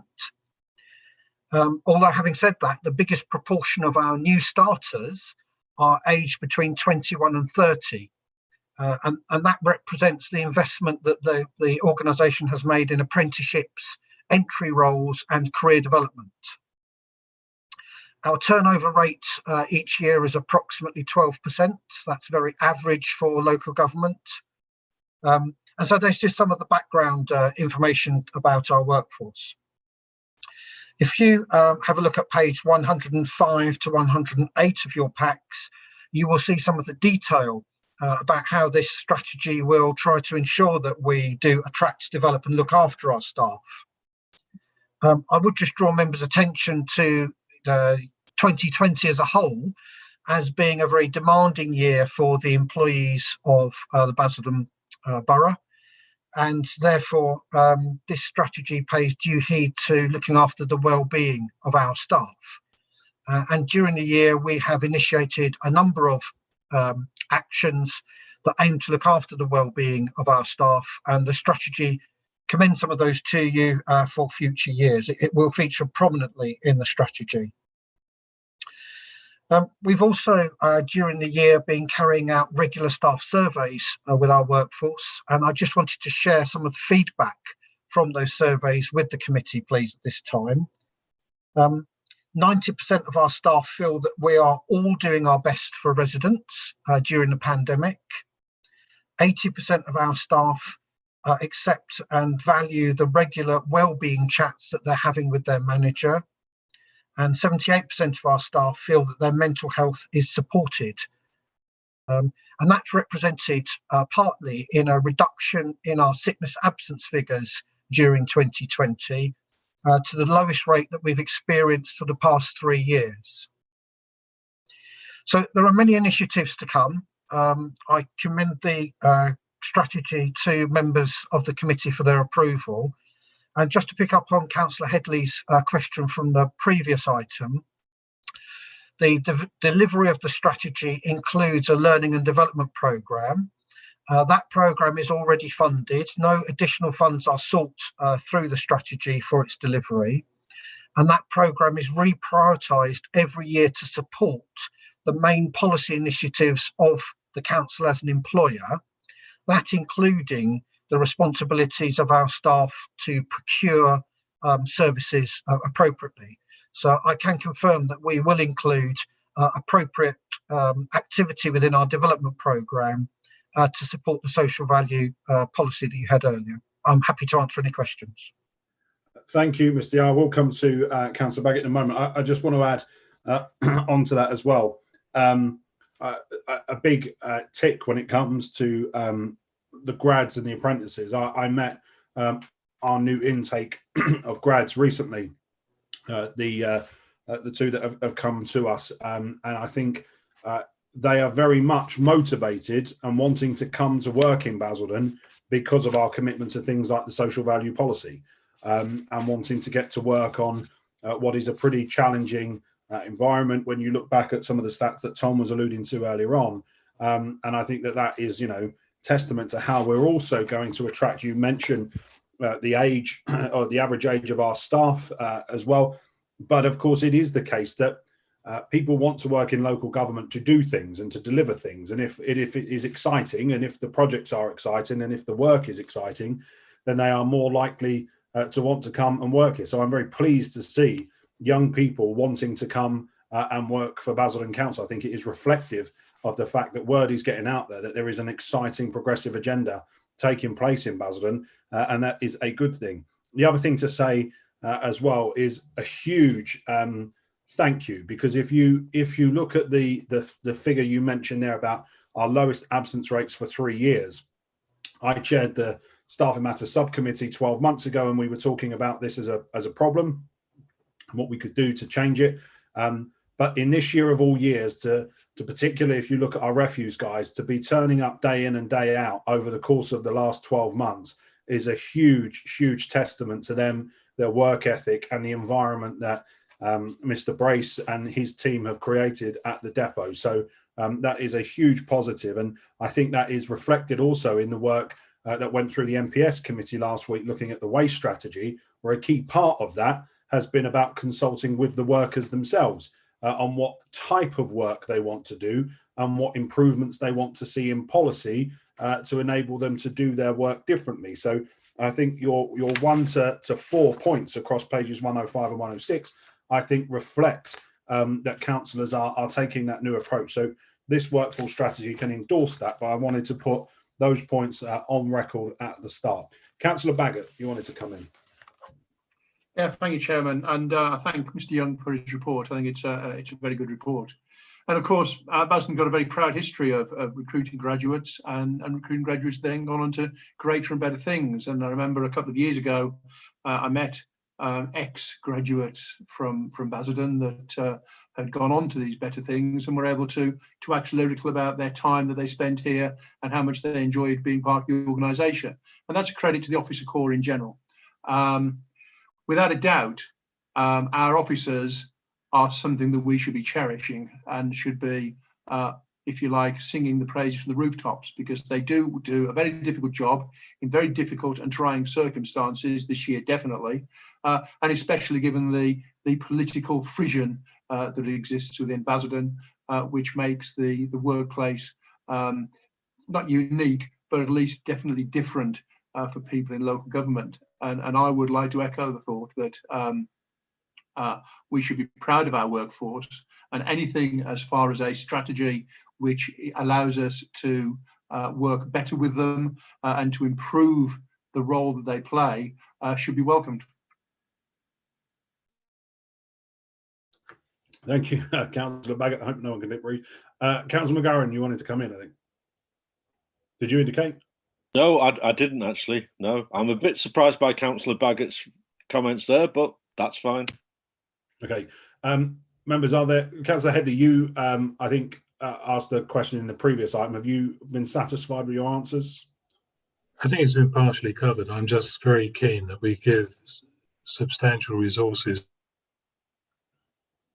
to the additional training that officers may need, and particularly recruiting officers in those areas where there's an increasing workload, and particularly with the very ambitious vision and plans that you have for the town centre. I would rather see officers join the council than spend money on very expensive consultants. Thank you, Councillor Headley. It's good to see you acknowledging the ambition of this administration. Very pleased to hear it. There are no. Hear it, by the way. You shock me. Ambition and conservatism doesn't really go, does it? Anyway, moving on. The recommendation is on page 95. If I could ask members to unmute themselves. We will go round. I'll kick off and vote in favour. Councillor Smith. In favour. Councillor Brown. In favour. Councillor McGarren. In favour. Councillor Baggott. As leader of the most ambitious group on Basildon Council, in favour. Jesus. I'll bite my lip. Councillor Headley. In favour. Thank you. Councillor Sullivan. For. Thank you. The suspense was killing us there, Councillor Headley. Agenda item 10 is the asset review looking at the Basildon Centre. This is on page 111 to 123. And of course, there is a theme, coronavirus, when is it not? And this has obviously had a big impact on the way we work and obviously on the future of the Basildon Centre.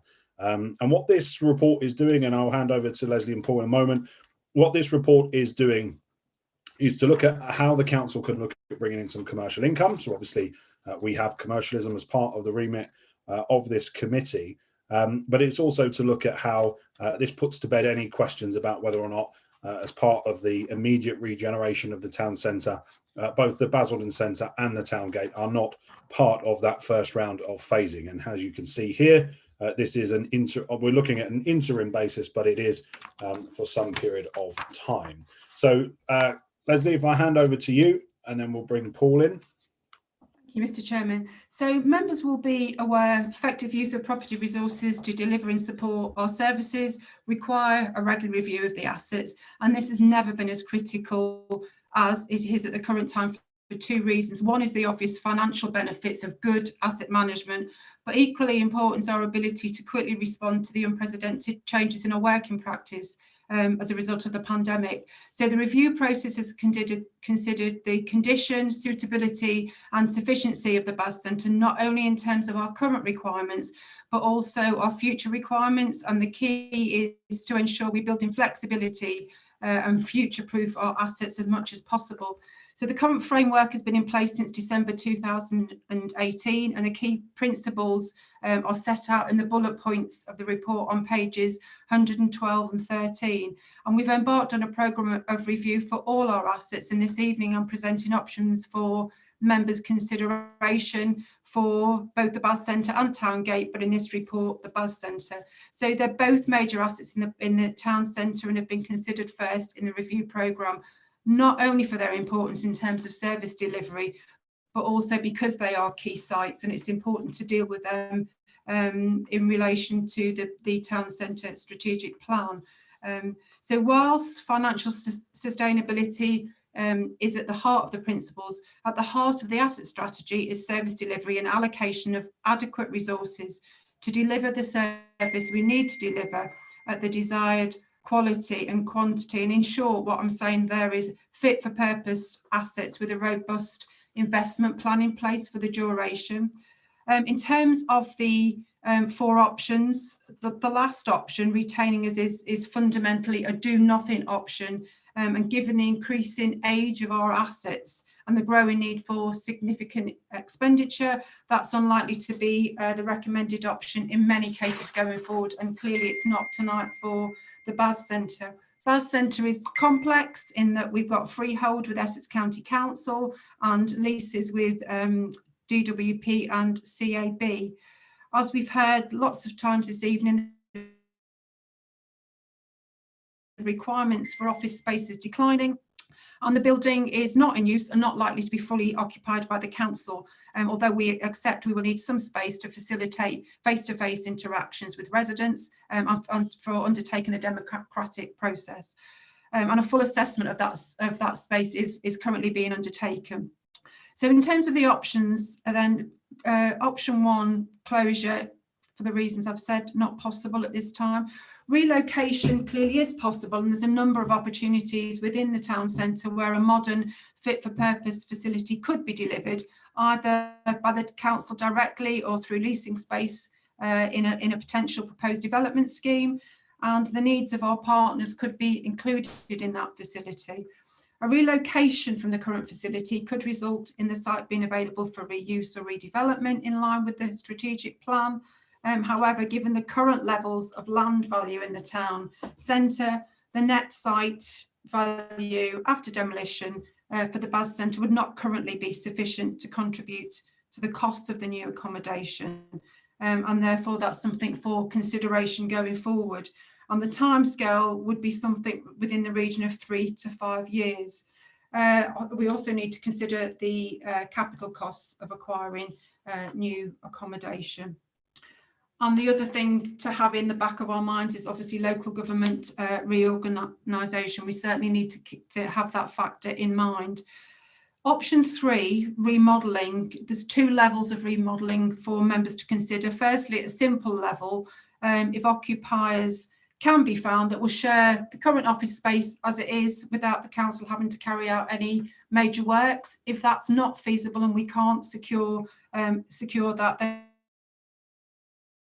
then secondly, we can look at occupiers that would perhaps require some public access, and some of those conversations have taken place. That may require some to look at doing some alterations to have that appropriate level of separation. And at that time, major elemental repairs could be undertaken, which would make the process much more cost efficient. I think progressing remodelling options at the BAS Centre, members need to be able to preclude consideration of relocation options in the future. Want to keep that in over a 5 to 10 year horizon should be seen as an absolute interim measure. The master plan the centre develops, and continued use and indeed identification of the BAS Centre on an interim basis by key partners could attract very Leslie, I think we are struggling. So moving on to the recommendation. Leslie, sorry, I think we're struggling to hear. I'm recommending option 3. I've just.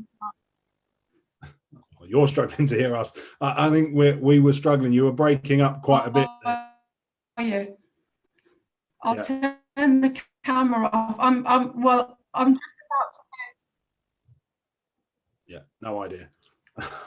Sorry, Chair. I was just going to go through the recommendations and then perhaps open up for questions. Okay, don't worry about the recommendations. We'll read them. Did you not hear any of it? We heard, I'd say 2/3 of it, and then you were going on to the recommendations. So don't worry. If you turn your camera off so that you might get a better connection. I think obviously the report is explaining what it is that we're after doing. Mr. Humphreys, I don't know if you had anything you wanted to add. Nothing at this stage, Chair. Happy to respond to questions. Okay, so let's open this up for questions then. Members who wish to come in. Councillor Baggott. And not so much a question, really, because that was fairly clear and we have had time to read the report. So I know it's like when you have IT issues. However, I do look to move an amendment. And the amendment is to recommendation 2, which would be amended to that the committee delegates authority to the Assistant Director Communities to bring a report back to Policy and Resources Committee with suitable organisations to occupy the BAS Centre on an interim basis. In other words, rather than it being in consultation with the chair, but it actually goes through the correct democratic process and comes back to the committee itself. Okay, thank you. Do you have a seconder to your amendment? Councillor Sullivan, do you want to speak to the amendment? Yeah, thank you, Chairman. Councillor Baggott beat it to the draw there, but now obviously we pioneered when we was in administration office sharing in various other organisations which we derived an income or a social benefit. However, and that would have been done under the old cabinet system. However, we've been told that we're not in a cabinet system anymore. Recommendation 2, the way it stands, is something that would have been done under the old cabinet system. We prefer it, obviously, but if we've got if we have to operate under a committee system, then we must do that in the way that it's been designed. Otherwise, it is just, well, it is misleading to say that we're going to have a committee system and yet still act like a cabinet. So we're either one or the other. So we either get rid of the committee system and bring in a cabinet system, or you will have to therefore act in the spirit and of the committee system, and that would involve bringing it back to the committee for the committee to decide. Onerous, I know. That's why the cabinet system was brought in by the Blair government, funnily enough. And so, you know, if you don't operate the cabinet system, then we have to go with the committee system. And therefore, this amendment brings us back into line with the way that the council should operate. Thanks. Okay, thank you. I don't know how many years has it been now, 3 or 4. We've been doing this. Eventually, the penny will drop. The committee is setting the policy of what it is that we are wanting to do. And as we've just heard in the previous 2 items, as you've been elusive in your praise of officers, and now what you are asking is that the operational delivery of it is something that you say no to, that should come back to members. The reality is you wanted to slow down the dispensing of the discretionary grants, and you wanted us to go line by line as members through all of that, which would have meant so many of our businesses went under if we'd have gone down that route of doing that. And now what you're saying is that you want to stop income coming into the council because you don't want to use this committee to set a policy and then entrust the officers to go away and to deliver it. I don't see what the logic or the purpose is, other than, as you do time and time again, looking to kick this down the can and to put it in the long grass and try and delay everything that the administration is seeking to do. I know it hasn't escaped your notice. We will come on to talk about this later on. COVID has hit us to the tune of £7 million as a council. So the need to bring in investment is real, and we need to get on and do that. So Councillor Bank has already spoken to his amendment. So I'm going to ask if there is anybody else who wishes to speak to the amendment. No one is seeking to speak to the amendment. So Councillor Baggett, just wrap up very quickly on your amendment. Yeah, I mean, I know that you find it really arduous to have a democratic process, and you keep using this lame excuse that whenever we ask for it to come to a committee, that it's slowing it down. Hey, you run the committees. If you wanted to, you could have a committee next week. It's in your remit, unless you're telling me that officers have told you you can't. So the idea that we're slowing things down is just complete and utter fabrication, as are so many things. But the real crux of this is, as I said in the last item, I totally trust officers. I don't trust you. I don't trust a word that comes out of your mouth. And in fact, the people of this borough shouldn't trust you when you constantly mislead them through your social media. So what we want to do is make sure there is a proper look, a proper system of governance, which is done out in the open, transparent, as you have said on many times the committee system is supposed to be, not a constant stream of decisions made behind closed doors with you and your cronies. Thank you, Councillor Back. The idea that anyone should trust an administration led by yourself that was about to flog a piece of land for £1 to somebody who'd never built a hotel in their life, I think. Oh, be careful where you're going with that. We've got an item coming up under part 2, haven't we? I know exactly where we're going with that, and I know exactly what was going on last year as well on that golf course site. There are some councillors on here who I think would do well to keep quiet on that. Councillor McGarren. Yeah, Councillor Baggett is always fascinating and contradictory. On the one hand, he says he completely trusts the council officers. On the other hand, he describes it as a council-led administration. How does that work, Andy? Let's move to the vote on the amendment. Can I ask members to unmute themselves?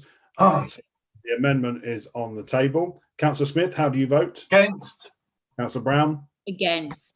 Councillor McGarren? Against. Councillor Baggett? For transparency. Councillor Sullivan? Just a question, what does that actually mean?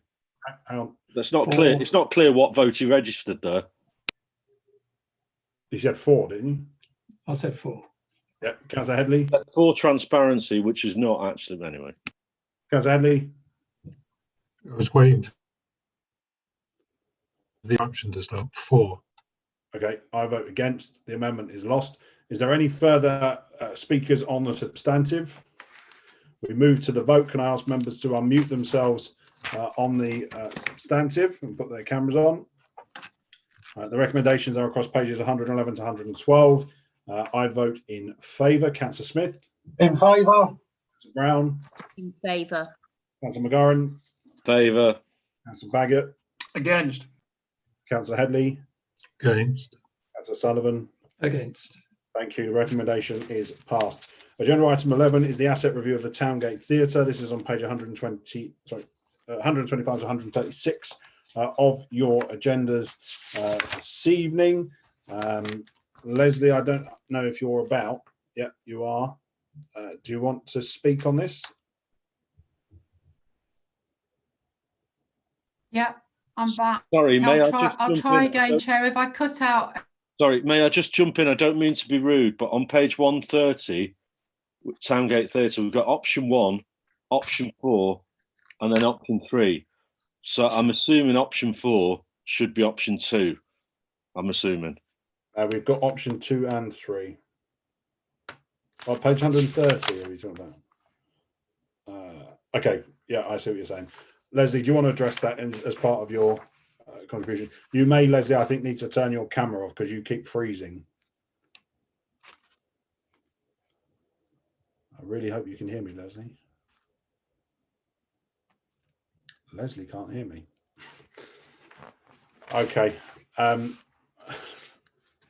At some point, I really hope that we find a way of getting Wi-Fi booster to the Assistant Director of Communities, because every committee this happens. In the meantime, Chairman, just for Councillor McGurran and just to help anybody else, it actually reads, it's just that the option 2 is moved to the end of the other paragraph. So it actually reads option 1, option 4, and then at the end of option 4, option 2 is there, and then option 3. So it is there, but it's just bad typesetting. It is a tad confusing, I think we can all agree. Yeah, I see that. Mandy? Yeah, I think it's there because if you refer to page 129, options 2 and 3 are linked together. That's why it's shown like that. It's fairly simple. Okay, Mandy, in the absence of Leslie, do you want to talk about the report? Yeah, what I was going to do, Chairman, is ask Paul if he wouldn't mind, as he's on the call and I can see him there. Hopefully he's live and kicking, and we can just run through the report, if that's okay. If you're okay with that, Paul, the alternative is I can just move on to 12 and come back to this, whatever you prefer. No, I can do it, Chair, if you we can cover it. Yeah, okay, go on. Thank you, Chair. This you'll be aware this is the second asset report of the evening, and in the introduction to the Basildon Centre report, Leslie set the scene. So I don't think there's any need for me to go through the background to the review or the explanation of the options again. Those options around close, remodel, relocate, or retain. So in terms of the theatre, I think everybody will know that it's a very well used, very well loved and regarded asset. But of course, the annual expenditure, as is often the case with theatre premises around the country, is not matched by the income, and the council has to subsidise that, which it has done for many years. So therefore, closing, which is option 1 in any of these asset review reports, is not something that would be recommended. Jumping to option 4, and I appreciate and apologies to the councillor in the way that it's written, but I think looking at options 1 and 4, which is the kind of close or do nothing asset, are probably the best to get out of the way quickly on this. The age and the condition of the asset, as was mentioned in the Basildon Centre report, does mean that, and when we talk about building elements, we're talking about things like roof, plant and heating and lighting systems. These are the big ticket items and the expensive items. And in many cases, the council has done incredibly well in maintaining those systems, but there comes a time when you have to face up to some fairly significant expenditure. If you accept the do nothing option, the option 4, you would be putting yourself in a position of So, potentially significant failures of those asset elements at some stage, which would give you kind of unbudgeted expenditure, which again is not recommended. In terms of option 2 and option 3, which are the replace or remodel option, the issue, of course, is as ever that the cost of a standalone replacement theatre somewhere, and for replacement, members will be aware that the current seating is a little over 500. An ideal number for this sort of not central London theatre would be somewhere around 750, 800. For the cost of re-providing something like that as a standalone would likely to be in excess of £30 million.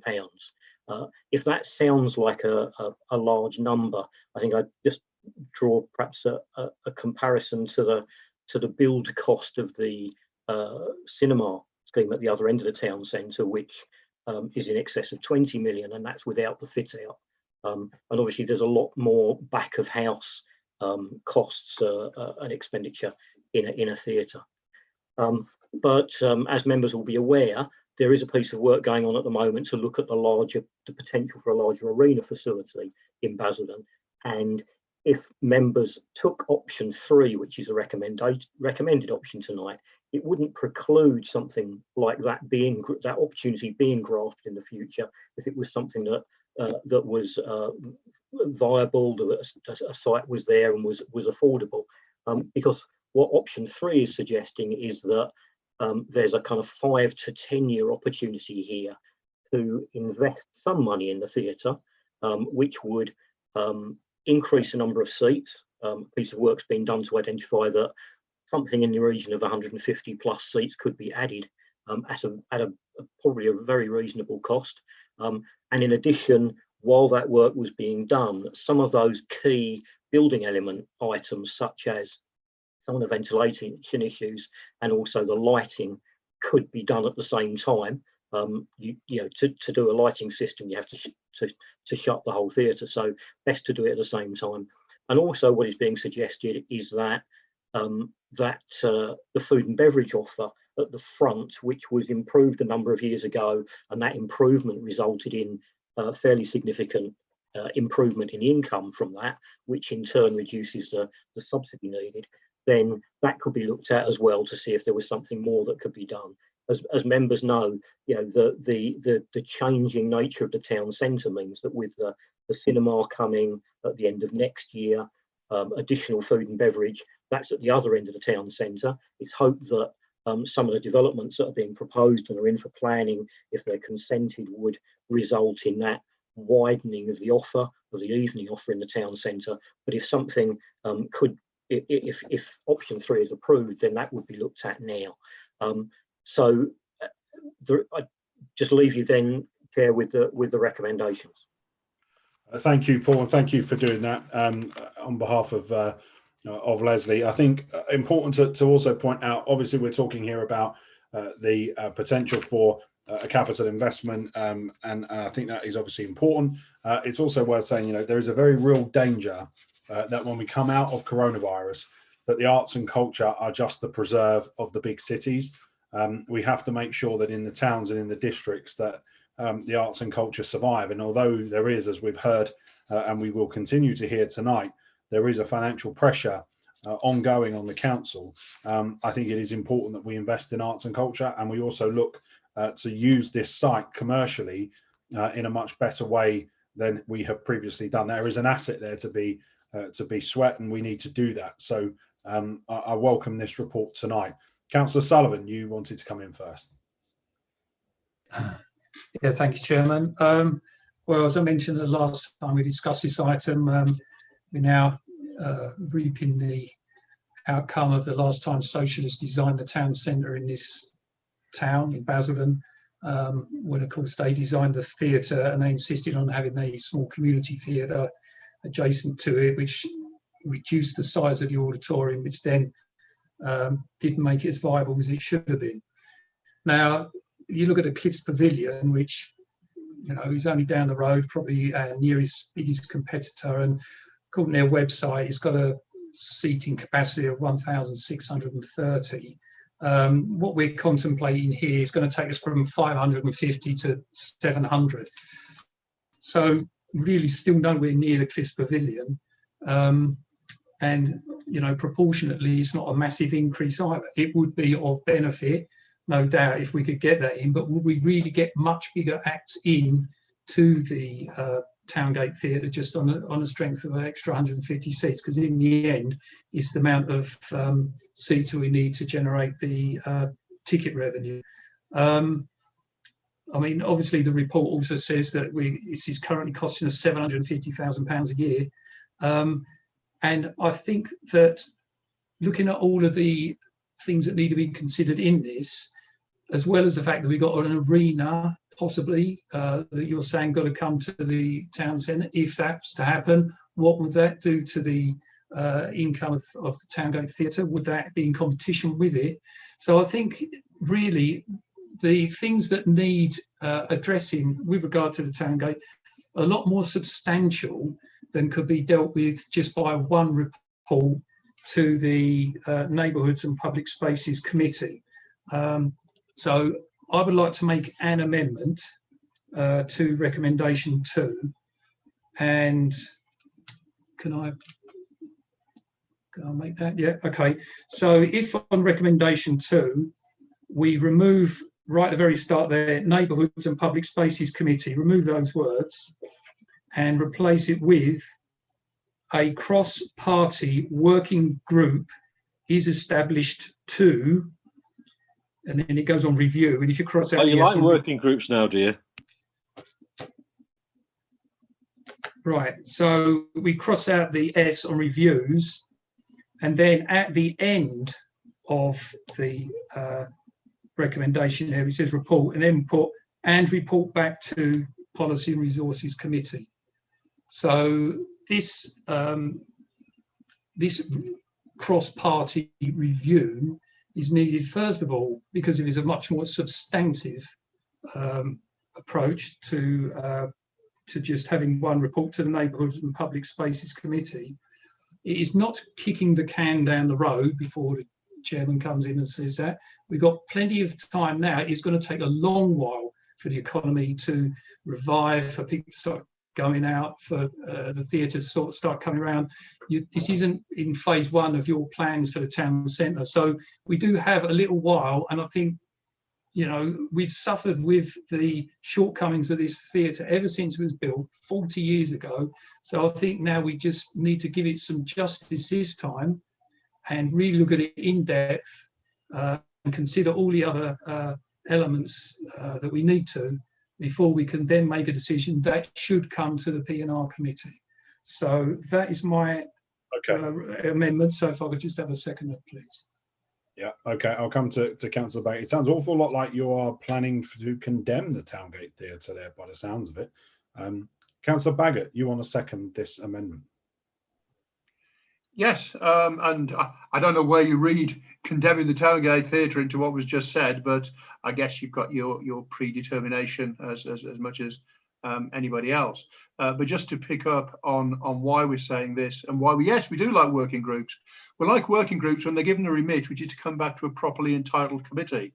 We don't like working groups that meet in secret to actually devise potential policies, which are then held in secret with no transparency, no public involvement, and then don't go to any committee and suddenly pop up like mushrooms as it from the magic Councillor Callaghan wand. So that we like to have a plan. We like it to be transparent. We like to make sure that it's done right. And I would remind you that when the Sporting Village was done, it was done in a considered manner, making sure that all the bases were covered. And what we have is an incredibly successful facility that is enjoyed by the majority of residents within the borough and beyond. Compare and contrast the Towngate, which was done on the back of a fag packet by the socialists back then, where you got limited seating, reduced visibility, and not enough capacity to actually bring headline acts. What we want to do is make sure that the mistakes of the past are not repeated, inflicted upon the residents for the future.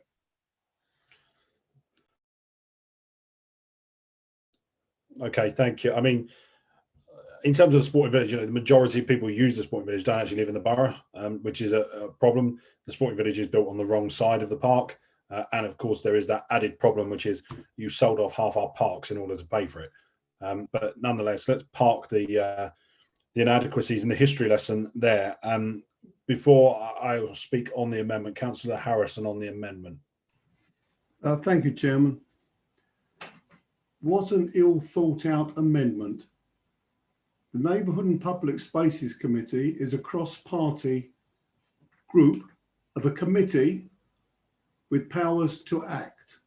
If that's what you don't like, Councillor Baggott, I don't understand you. I don't understand you.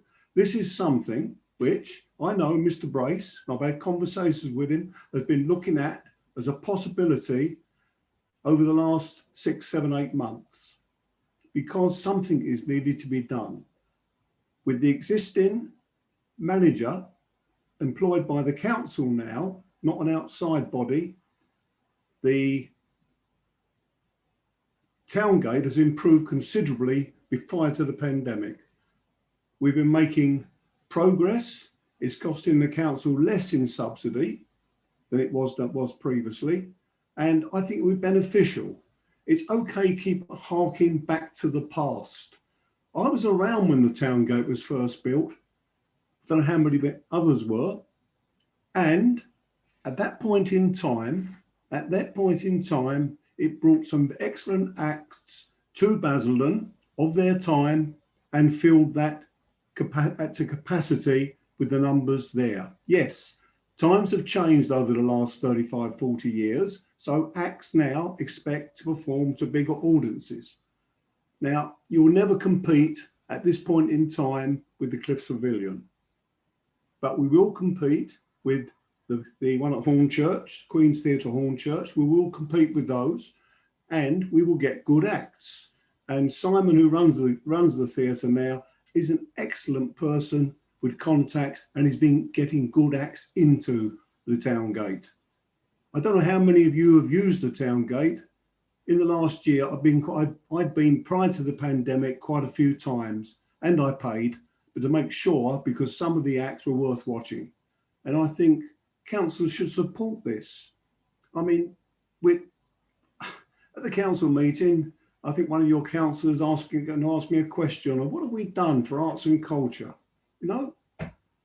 Let's wait and see. Because now we want to do something to improve a facility and you want to kick it into the long grass. That's what you really want to do. That's what you really want to do. And you'd rather have a working group doing, I assume, how Councillor Baggott's working groups do, work in secret. We don't work like that. It comes from my committee. If it comes there, it's in public. Everyone can watch on YouTube like they're watching tonight. That's the way we operate. It wouldn't be done as it was in the past by a cabinet system sitting in secret, one person making a decision. It won't be done like that. I would hope you'll agree eventually, option 3, and we can get this going as soon as possible. Thank you, Chairman. Thank you, Councillor Harrison. I think that is a really, really important point that you make, because the way in which councillors from the opposition denigrate the history of the Towngate, I think does it a great injustice. Artists like David Bowie and others who played at the Towngate Theatre, I don't think they thought that it was, some socialist disaster when they went there to play. And I think, again, we can't have it, or they can't have their cake and eat it. They can't say in 2 of our reports tonight, praise be to the officers. We think the officers are fantastic. And then at the same time, come here tonight and say the officers are not able to attract decent shows. They're not able to commercialise the Towngate Theatre. The recommendation is based on an assessment of an expert who understands the entertainment industry, who is able to say that if you increase capacity by that amount, you will be able to attract the bigger and better shows. I don't know what Councillor Sullivan or Baggott knows that these entertainment industry experts don't, but I've not heard much tonight. And I think what it comes down to when I look at this amendment is the fact that the reason they want a cross-party working group is because Councillor Baggott simply cannot trust Councillor David Dadds to go to the MPS committee and to do the bidding of the Conservative group. He cannot control Councillor David Dadds, and he spends half his time having to take the knives out of his back. So you actually haven't got a clue, Councillor, as to whether or not I think of Councillor David Dadds, who I have a lot of time for, respect for, and he's on that committee to do the job he does, and does it very well when he gets your very ill thought out plans to be amended and voted through. So I'd say he's done a sterling and bang up job right now. And I also refute Councillor Harrison's comments about, again, it seems to me this is the thing now, this is the current theme of the administration. Anything which involves actually looking at something and having a plan is kicking it into the long grass. And it's just shameful, really. Yeah, I think the issue is that Councillor Dadds doesn't have the same level of time or respect the other way round, which is why we are in the situation where we're having to deal with this Tory psychodrama at the council every couple of weeks. So let's just park the reality that, you know, would you like to be specific, Councillor, on what psychodrama you're experiencing that nobody else seems to be? Okay, well, you talk to your officers, talk to your members, and you'll be able to work that one out. The amendment, which is on the table from Councillor Sullivan, that has been seconded by Councillor Baggott. Can I ask members to unmute themselves and to put their screens on? We will vote on the amendment. I vote against. Councillor Smith? Against. Against. Councillor McGarren? Against. That threw me off then. So, Councillor Baggott? For. Councillor Headley? For. Councillor Sullivan? For. Did I vote then? Yeah, but we don't mind if you vote twice. Yeah, say for. Against. Vote early and vote often, Gavin. Very true. Okay, let's go to the recommendations then. In the substantive, we have a speaker on the substantive. Councillor Headley wants to speak. Yeah, thank you for indulging me. I don't want to really go over the whole history of the Towngate's design, but over a decade ago, when I had the honour and pleasure of being portfolio holder for leisure, the Towngate had been closed for a decade. It was closed by a Labour administration. And because of the costs of keeping it mothballed, the then Conservative administration, it was either under Councillor Ball or Buckley, I can't remember, we decided to reopen the theatre. And it has been remarkably successful, particularly the Christmas pantomimes have been very good. But can I just, point you in the direction of the Mercury Theatre in Colchester has a smaller capacity. The Civic in Chelmsford has a much smaller capacity. It's only 300. The Queen's in Hornchurch is smaller at 500. So I do sometimes think there's a bit of a red herring when you say, or when we are told, without much evidence, that somehow Basildon needs to spend a small fortune on increasing its current size. Certainly, it could be made a better theatre with some investment. But leaving that aside, I think it has been the management of the theatre, for whatever reason, hasn't been able to attract the sort of acts that perhaps the Queen's and the Mercury have enjoyed. So, I'm prepared to look at any option, but I do think in the present crisis, we have to find a way of reducing that subsidy. The subsidy is becoming too large. This will be the third iteration of trying to improve the beverage outlet. That doesn't seem to attract people. I'm always amazed when I go to Basildon, and I used to go there regularly because it suited me to use the office rather than sit at home on a computer. Costa Coffee was rammed every day, and yet the coffee in the Towngate was cheaper, probably of an equal quality, and it didn't have the clientele. So there's obviously a marketing trick that we've missed with the Towngate.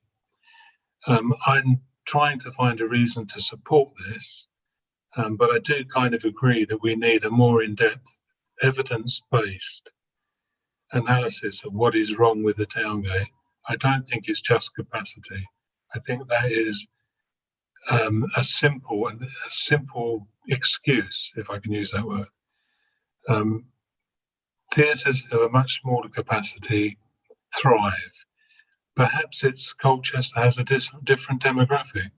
Perhaps people in some parts of the borough would rather go to the Palace or the Civic Theatre. I know families that I've taken to the Towngate when I was in administration to see the pantomime. They now book every year at the Civic. They won't change their pattern of supporting the theatre that they always supported when the Towngate was closed. I want to see a thriving arts and culture in the town, and particularly for the children and the young people. And I would support anything that will deliver that. I'm not sure the current administration really wants to support it. I think this is the thin end of a wedge for the Labour group closing the theatre again, as they did in the past. Okay, thank you, Councillor. I mean, it is slightly galling to listen to that when we are, as I say, in the middle of a pandemic with the financial difficulties that we're facing, and yet it is the administration that are coming forward with a financial recovery package to not only get it back open again, but to improve it. I mean, I listen to this time and time again about this is the third iteration, this is what we're doing, and yet you continuously do not support the master plan, which addresses the structural problems. People don't want to come to Basildon town centre of an evening because parking is bad, they don't feel safe, the journeys around the town centre are not the kind of journeys that people want to be making in the dark. The town centre, as you know, because you were part of the Town Centre Revival Committee, has looked at all of those as part of the guiding principles in the regeneration strategy. How do you make it a more inviting and safer place for people to come late at night and during the day? How do you make it a place where people will come to live, to work, to dwell? How do you improve the public realm? I come back to it. The St Martin's Square development, the big idea was to build a massive square and then dump a load of green bin sheds and call it a market in the middle of the square. I mean, you couldn't get any more stupid an idea when it comes to development of the public realm and utilising the front of that space. It's no wonder people don't go and have a coffee in the Towngate Theatre. They can't see the thing because all they see is massive green bin sheds that some bright spark decided to put there. I don't know who the cabinet member was at the time, but they should hang their heads in shame whoever they were. So if you want this to work, back the capital investment, back the master plan that deals with the structural issues, and you might get a thriving theatre. Sat next to, by the way, the biggest e-gaming arena in the southeast of England with a capacity of 5,000, with a business conference centre that will be part of that arena as well. All of these things are within your grasp. We are, as an administration, Councillor Headley, giving this to you. All you have to do is reach out, back it and support it. And you will be on the right side of history for those young people as well. Councillor Harrison, you wanted to come in. Thank you, Chairman. Let's make this quite clear. Whilst I'm here, I'm sure I speak for the rest of the administration, the Towngate Theatre goes on and on and on until such time it needs to be replaced in the future on the Basildon Town Centre master plan, whatever. And I see that as probably 10 years ahead of us. So we need to do something. I think it's important. The Towngate can be and will be and is becoming quite the vibrant theatre in this area. I know that we've attracted people who were going to Southend to the Palette, to the Cliffs Pavilion for Panto. They're now coming to Basildon because of Basildon's reputation for doing the Panto. And that has increased the figures of the sales over the last year. And the mistake I think that was made for a long time was that the management of the theatre had been let out to a private company, but now it's run in effect totally by an very experienced in theatre land manager who's excellent at doing the job. And I think that's important. Now, if you look at the recommendations, it will come to the Neighbourhood and Public Spaces Committee to review in more detail the opportunity and costs. I'm anxious that will come to the committee fairly quickly. Now, I've sat here and I try to attend meetings as a group leader. It might be only a small group, but I try to attend other meetings to see what's going on. Now, I've had criticism from Councillor Baggott previously on the youth zone and other things, criticism on the waste strategy. He's a group leader. He's never turned up once at one of my committee meetings to make a point, never once. Now, it's easy to come here once in a blue moon and knock everybody, but turn up, have your say. If you really believe in what you're saying, come and debate it. Come and debate it. I'll argue with you at the committee meeting.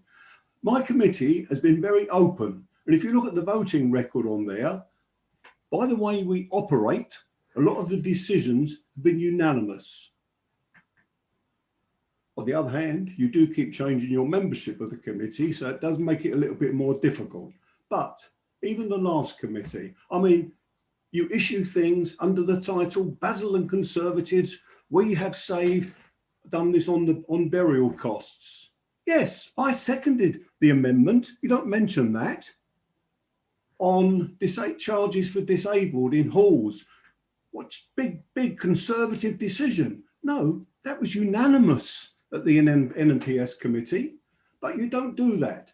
Please be responsible as a group leader, participate instead of trying knocking everything and pushing stuff into the long grass. I've got long left in my life, probably. Let's make sure we do things while I'm still here, please. Thank you, Councillor Harrison. Hang on a minute, Andy. Thank you, Councillor Harrison. I think it is also worth noting, just to come back on the point that Councillor Headley was making, and it is a point that is worth putting on the record. The capital investment that we're making in the saving of the Towngate and the upgrade to the Towngate, it does come on the back of the Arts Council England funding that we received. Other theatres that you mentioned there are in receipt of a lot more arts grants than Basildon Council. But the reason why that 1.2 million was awarded to Basildon 18 months ago was because we were able to go to the Arts Council and talk about the importance of the theatre, the arts and the culture in the regeneration of the town centre. Now, I know that you guys are the only ones left in Britain who thinks that Basildon's regeneration is a bad idea, but the Arts Council England and others were sold on it and thought it was a really, really good idea, putting arts and culture at the heart of what we were doing, and they awarded us a grant. My view, and I've long held this view, is that Basildon massively punches below its weight when it comes to getting things like Arts Council funding. It goes to the Tory leafy shires, it goes to the metropolitan cities. It very rarely comes into districts like ours. And what our job here is to also make sure that we're getting our hands on some of that, because it is public money at the end of the day that goes off to these quangos from DCMS, and we should be getting our fair slice of it. And again, showing the council's commitment to the arts and to the theatre like we are doing tonight, not knocking what's gone on 40 years ago or even 10 years ago. I think that stands us in good stead to be able to get more grant monies into Basildon for our arts. So I hope, Councillor Headley, that even if your fellow Conservatives tonight choose to do the dirty on the Towngate, I hope that you will be supporting this evening. I'm going to bring Councillor Baggott in, and then I'm moving to the vote. Thank you, Chairman. Just to I have to sort of comment on Councillor Harrison's point. Quite surprised. I mean, I can understand why he has to feel he has to turn up at every meeting, because it's the only way he'll ever find out any information, because he doesn't get it, it seems, from his colleagues. But as the leader of the largest group on the council, I actually trust the colleagues that I work with. So they go there for a reason. They don't need someone sitting there pulling their strings, telling them what they need to say or micromanaging them. I know this alliance likes to micromanage everything, but I trust the colleagues I have, and I trust them that they come and brief me on what's being said. And we have conversations. That's why we have our group meetings, and we are organised. But they are not the Borg. They have a free mind. They have the ability to go to a meeting and make decisions on behalf of the group without feeling that their leader is sitting there trying to micromanage or second guess them. I realise that Councillor Harrison, as a group of two, doesn't have that luxury. Is that why two of your members disappeared from my committee? Okay, we could get into the whole arguments about how many Tory defections there's been, how many more to come, and the fact that we're, almost neck and neck in terms of the largest parties. But we'll park that for the moment, because that is it's not relevant to this committee. Councillor Baggott has a job to do to keep his group together, and I admire his gumption. The report and the recommendation is on page 1 to 5. Can I ask members to unmute themselves? We'll move to the recommendations, the substantive recommendations. Councillor Smith, how do you vote? I shall be voting in favour. Councillor Brown? In favour. Councillor McGowan? In favour. Councillor Baggott? Against. Oh, Councillor Headley? Abstain. We just had a sermon about unity. Councillor Sullivan? Against. And I vote in favour. Thank you, Councillor Headley, for partially backing the Towngate, despite your fellow leader not doing that. Agenda item 12 is the Council Tax Reduction Scheme 2021. It is funny. I mean, genuinely, that we do get these lectures about unity and then the leader and deputy leader break ranks almost immediately. Agenda item 12 is the Council Tax Reduction Scheme 21-22. It's on pages 137 to 215 of your report. Mr. Sparks has waited patiently, Mr. Manser as well. Mr. Manser. Mr. Manser, yeah, you now know all about what is going on with the Towngate Theatre. Mr. Manser, over to you. Yeah, good evening. Thank you, Chair. Thank you, everyone.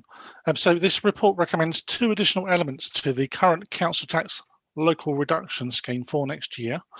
This would introduce additional support for apprentices and additional support for households where one of the residents is disabled and on a low income. The revised scheme to include these 2 additional elements will be subject to approval by Council on the 10th of December next week, in line with the requirement for approval of a scheme by the 31st of March 2021. Working age customers who are entitled to will continue to pay at least 25% of their council tax bill if they receive council tax reduction, and pension age customers continue to be protected as they were under the previous council tax support and council tax benefit schemes.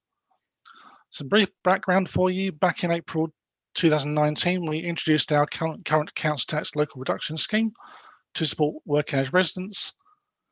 It's based on a banded table that compares the household income to the members of the household. Where the singles and couples have more than 2 children, in line with the Universal Credit Scheme, their award is restricted to a council tax reduction as if having 2 children. And residents with over £6,000 in savings or capital are unable to claim.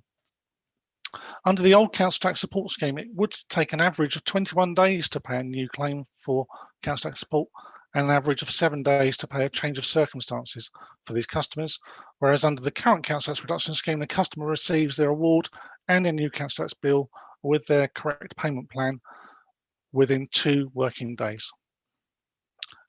As of the 9th of March 2020, prior to COVID, we had 7,115 residents that were in receipt of a council tax reduction payment. As of the 30th of November, this week, 8,137 residents are now in receipt of a council tax reduction from the council, and that's an increase through the COVID pandemic of just over 14%. So big numbers. So in addition to the existing scheme, which is supporting these 8,137 residents, we'd propose to include 2 additional elements to support them further.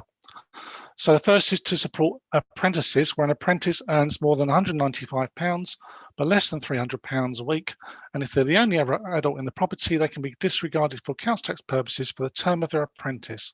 And this is to support single parents and school leavers into employment. Effectively, this is a 25% reduction on the council tax bill. There are currently 400 households with an apprentice that would be better off with this change.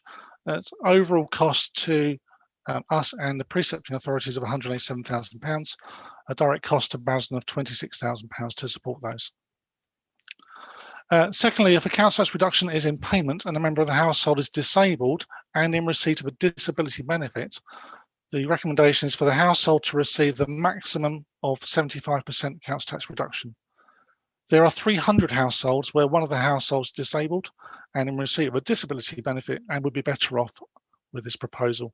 Again, the cost to Basden and to precepting authorities is £140,000, a direct cost to Basden Council of £20,000 to support those 300 residents.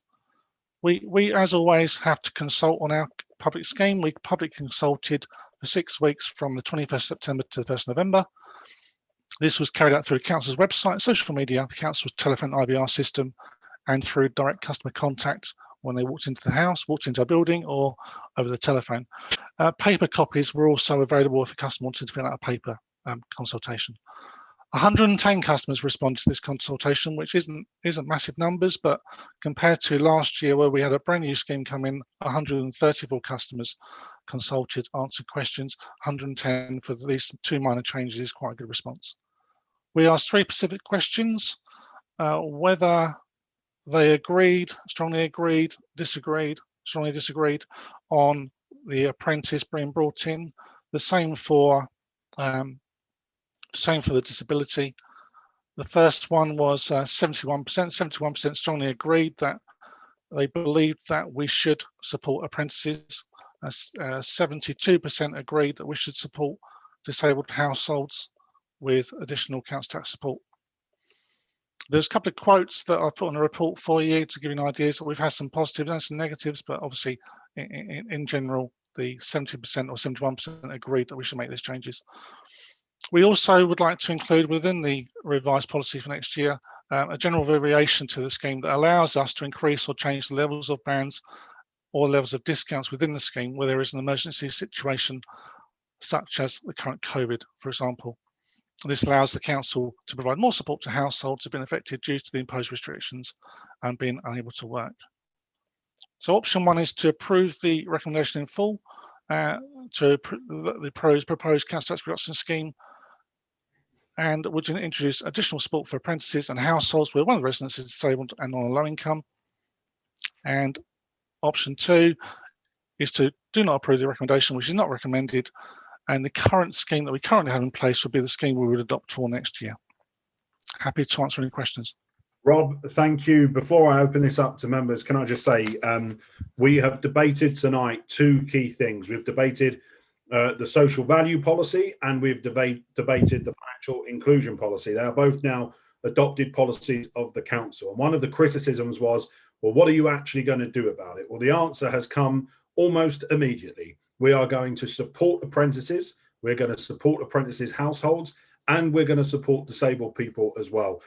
Earlier on page 69 of the agenda, I was very pleased to see that the report from Tom was quoting Scope and their disabled people and the hidden costs. I know all about this because I wrote this in 2017, but it has increased to now £583 a month in hidden costs for disabled people that do not come up in ordinary surveys that people do about how much you spend on food or how much you spend on hair and all that kind of stuff. That doesn't come up. There's £583 of additional hidden costs for disabled people. 2017-18, we revised the local council tax scheme to support disabled people. When the Conservatives were back in a year later, they got rid of it from the LCTS. So I'm pleased to see that this is coming back in. I'm pleased to see that we are targeting support for our apprentices and for their families.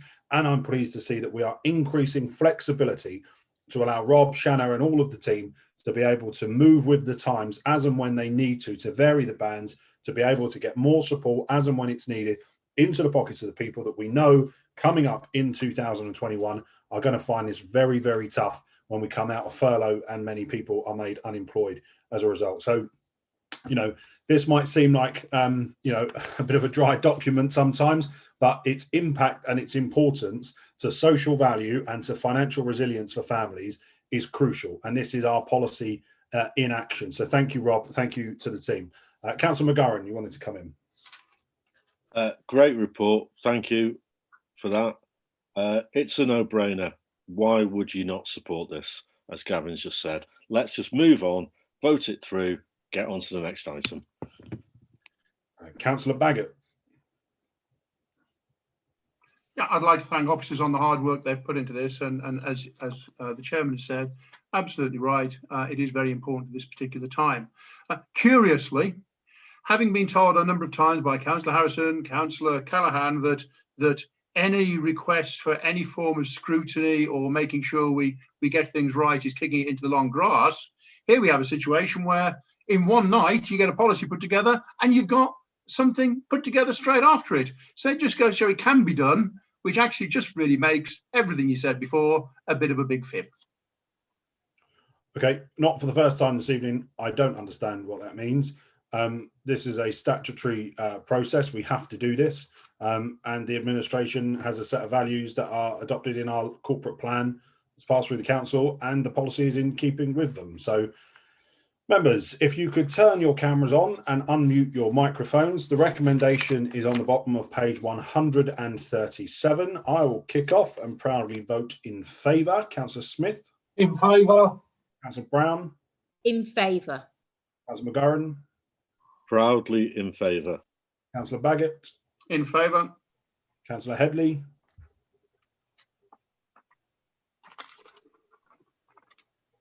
Suspense is killing us. Councillor Headley? In favour. Councillor Sullivan? Good, Councillor Sullivan. I'm pleased to see your road to Damascus moment there, bearing in mind where you were 2 years ago. Very good. Thank you, members. The recommendation is passed. We come to agenda item 13, which is the draft service budget for 21-22 and our capital programme. This is on pages 217 to 272. I'm sure this is where we get into the secrecy of alternative budgets and what we can say, what we can't say, how much of our contingency reserves we're going to blow 6 weeks before a global pandemic. That's Councillor Sullivan's job. Mr. Sparks, over to you. Thank you, Chair. This report provides information on the draft general fund budget to this committee for the financial year 2021-22 and the financial forecast through to 2024-25. The draft budgets are set out in enclosure 2 from page 227 and are presented in the context of the budget setting process and budget guidelines approved by this committee on the 22nd of July. The budget has been prepared on the basis of business as usual. The ongoing impact of the pandemic, along with other key budget risks, are being considered corporately on an ongoing basis, including the overall budget presented to this committee in January. A schedule of relevant fees and charges is presented on enclosure 3 from page 241 of the agenda. These have been set in accordance with the fees and charges strategy approved as part of the budget setting guidelines. An extract from the capital programme to the relevant projects is included in enclosure 4 at page 269 on the agenda. Including enclosure 5, the summary of the current year financial performance to date. The committee is asked to endorse the revenue and capital proposals for inclusion in the overall budget that was presented to this committee on 28th of July. The committee is also asked to approve the fees and charges set out in the report. Thank you, Chair.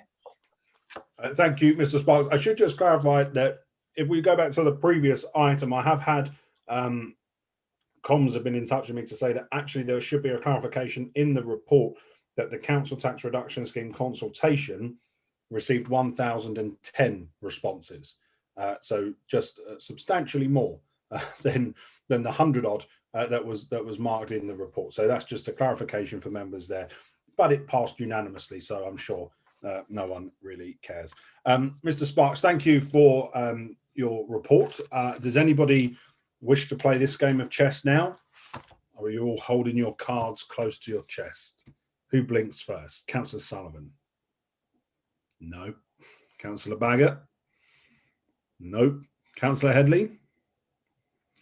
In which case, we turn our cameras on, our microphones on, and we go to page 217 and 218 of the report, and we will take the vote on this. I vote in favour. Councillor Smith? In favour.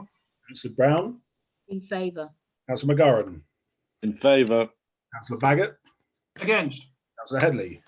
Against. Councillor Sullivan? Against. The motion is carried. Thank you, Owen, for your report and for spending your evening with us for that. Our next one is agenda item 14, the Capital and Investment Strategy Interim Report for 2020-21 on page 273-291 of your reports. Mr. Sparks, over to you again. Thank you. So in line with the Code of Practice for Treasury Management in Public Services, this is one of 3 reports required to be presented to Council on Treasury Management each year, so members will be used to these reports coming to this committee. The report summarises the Treasury Management activity in the first 6 months of 2021, with reference to the key objectives set for the year in the approved Treasury Management Strategy and the Investment Strategy that are approved as part of budget setting. Set out in enclosure 2 is the Capital Investment Strategy Interim Report. This shows that council's net debt position is currently £228.6 million, which shows a £59.5 million increase since March 2020. And this reflects cash movements in all the council activities over the course of the year so far. The level and cost of borrowing is included within the approved budgets and potential indicators. Set out in enclosure 4 is the capital expenditure interim report. This sets out the summary capital programme, which includes carry forwards and some of the other key capital programme activity. Just like to point out to members that since this report was published, the outcome of the government's consultation on changes to the ability of local government to access loans and PWLB has been published. The effect of the proposals is that they prevent access to PWB loans for the purchase of investor yield assets. And at the moment, the council is looking through the implications and potentially may need to source funding from alternative sources, which we're reviewing at the moment.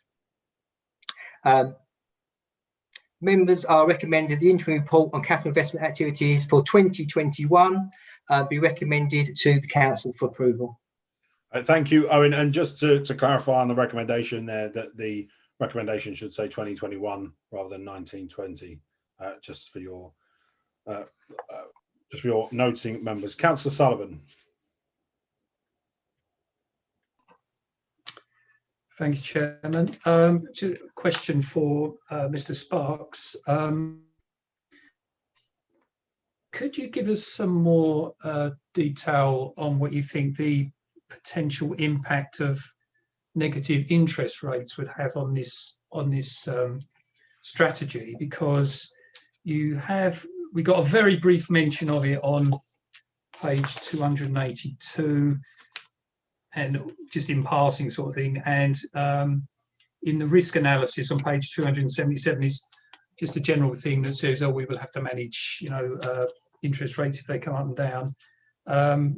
I know this is something that could happen in the future, but the strategy does mention Brexit in it a few times, which is obviously still something in the future. So could you, well, first of all, let me know what you think the potential impacts of negative interest rates if that were to happen, and secondly, why you've not got them in the strategy to begin with. Yeah, if you could answer. So obviously, as part of the strategy and the forecasting, the modelling we do, we take different interest rates into account, and we make some sort of prudent assumptions. At one point, one of the places we can put overnight resources did actually go into negative interest rates. That was for a short period of time, but that reflects our investments. So obviously, the counter of that would be that potentially interest rates may decrease as well, and part of the PWB assessment is interest rates for their facility has actually gone down by 100 basis points. So really, we take it all into the round. So it's the negative cost of placing our investments against obviously the cost of actually borrowing as well in the first place. Obviously, our borrowing is more than our investments because we use our own cash up first to limit borrowing costs. Councillor Sullivan. Well, thank you again. That was sort of more in general, but will it not impact us from the point of view that if you hold money in bank accounts, then effectively you're going to have to pay just for the pleasure of keeping money in bank accounts and this sort of thing? Is there any way that you could foresee negative interest rates, directly impacting our strategy, and if so, in what way? So obviously, if there was negative interest rates, it would potentially cost us to hold money within banks.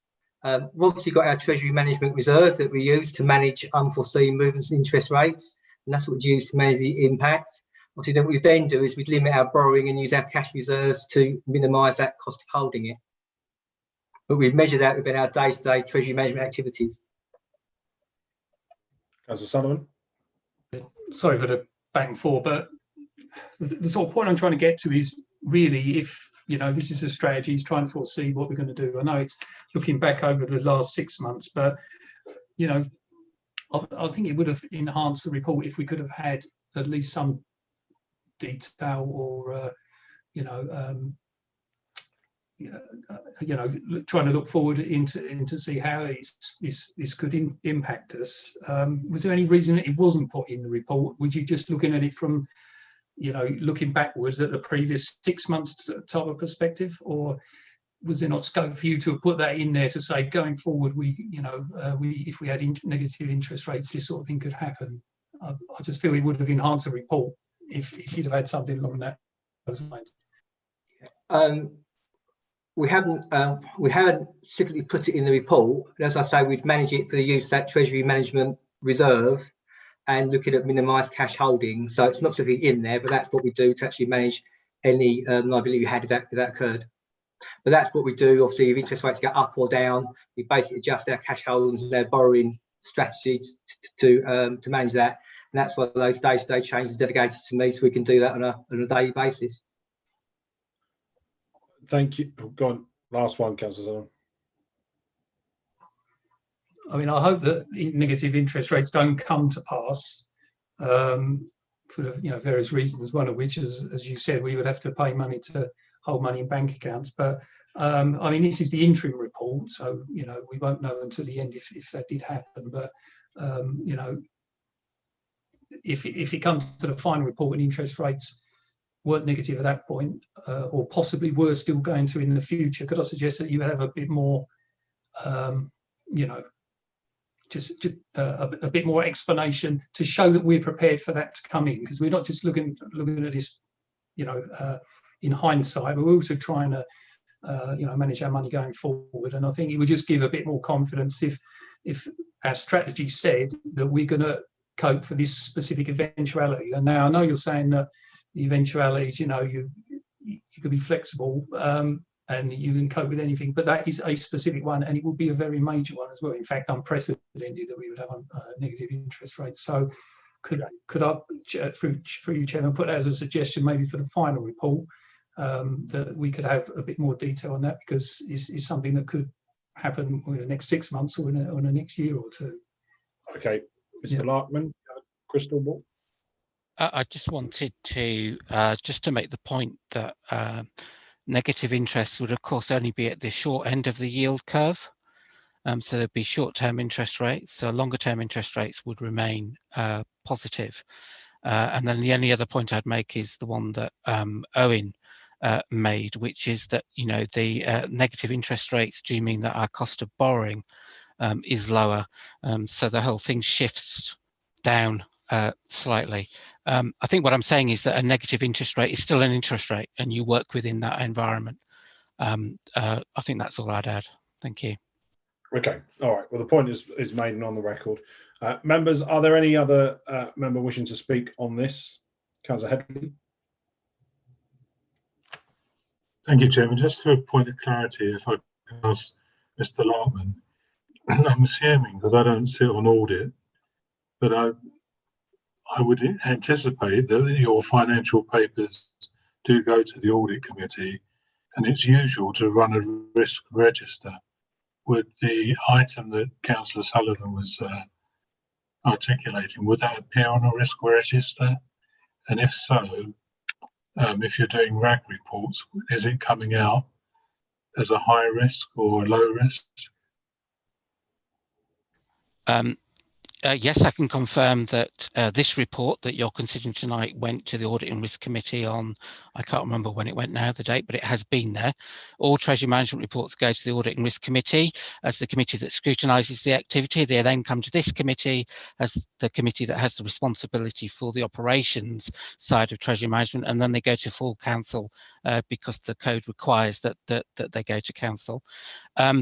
Yes, this report has got a risk analysis attached to it. I believe it's in enclosure number 1. There is no specific risk guide that we would identify at this stage, i.e. the risk of negative interest rates.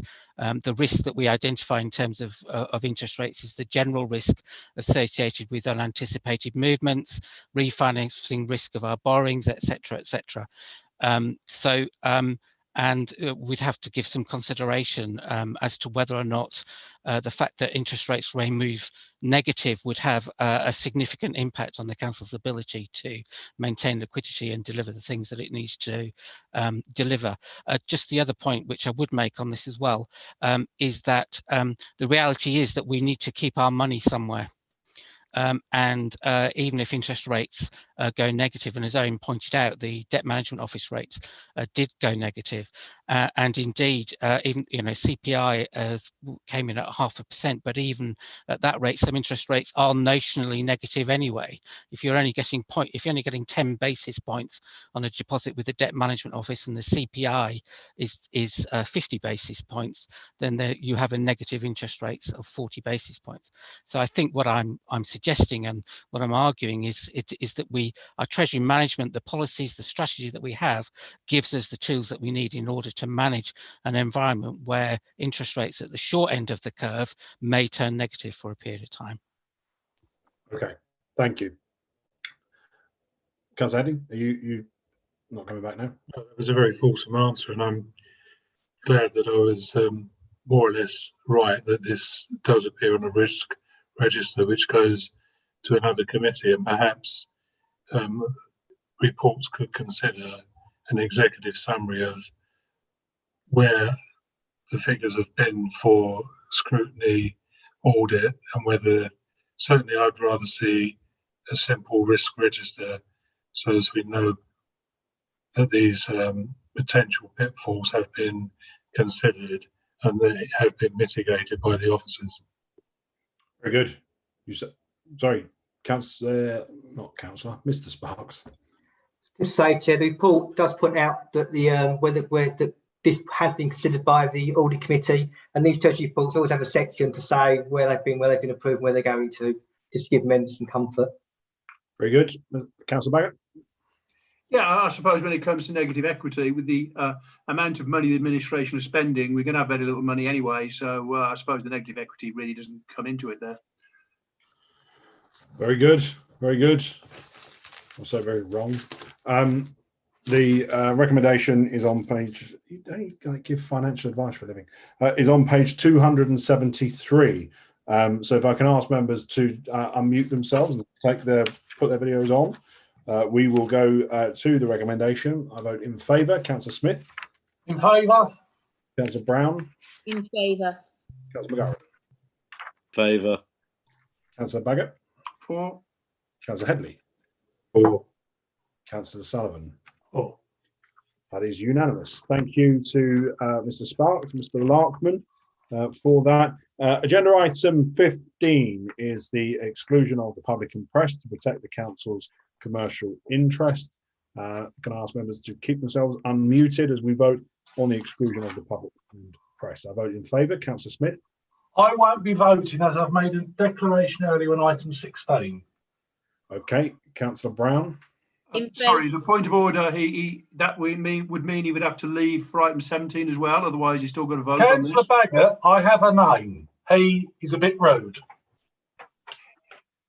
Yeah, I mean, I'll decide what order we take the agenda in. So, I would like officers to give a recommendation then, because if we're now voting to exclude the public and press, and Councillor Smith is saying he doesn't need to vote on that because he said he's declared an interest on one item, then surely he can't stay. Then surely he can't stay for the other item. He either has to vote now or not. There is no, the officer or any other member cannot tell another member how they are to vote on any given. I didn't say how to vote. I said that they should be casting a vote, Chairman. I won't be casting a vote. Did you not hear that, Councillor Baggott? And I would be interested in the officer opinion of I mean, I suppose it's in absence then, but he still said that Councillor Smith, has stated that he wants to stay for one of the items that we're now talking about excluding the public and press for, and yet he's refusing to vote on whether the public and press are excluded. Councillor Baggott, this is painful. A member can decide whether they take part in a vote or they don't. If they take part, there's 3 options available. If they don't, they're marked as absent for the vote. That's perfectly legitimate. It's not up for any individual other councillor or any officer to tell a member what to do. We don't need to debate on this. We just need to vote on. Mr. Chairman, I just want to put it on the record because it's been quite a lengthy meeting. The moment I saw a copy of this agenda last week, I emailed the monitoring officer. I put yourself in, Mr. Chairman, and to date, the monitoring officer hasn't even had the common courtesy to even reply. Okay, the point is noted. It's on the record. I'm going to start the vote again on the issue of excluding the public and press to protect the council's commercial interest. I will vote in favour. Councillor Smith has said he is absent for the vote. Councillor Brown. In favour. Councillor McGurran. As you know, I'm always reluctant to do this because we operate a very transparent administration, but in this instance, I will vote in favour. Councillor Baggott. I realise Councillor McGurran has been whipped. Against. That's how it works. Councillor Headley. Against. Councillor Sullivan. Against. Okay, on my casting vote, the vote is carried. Can I ask Democrat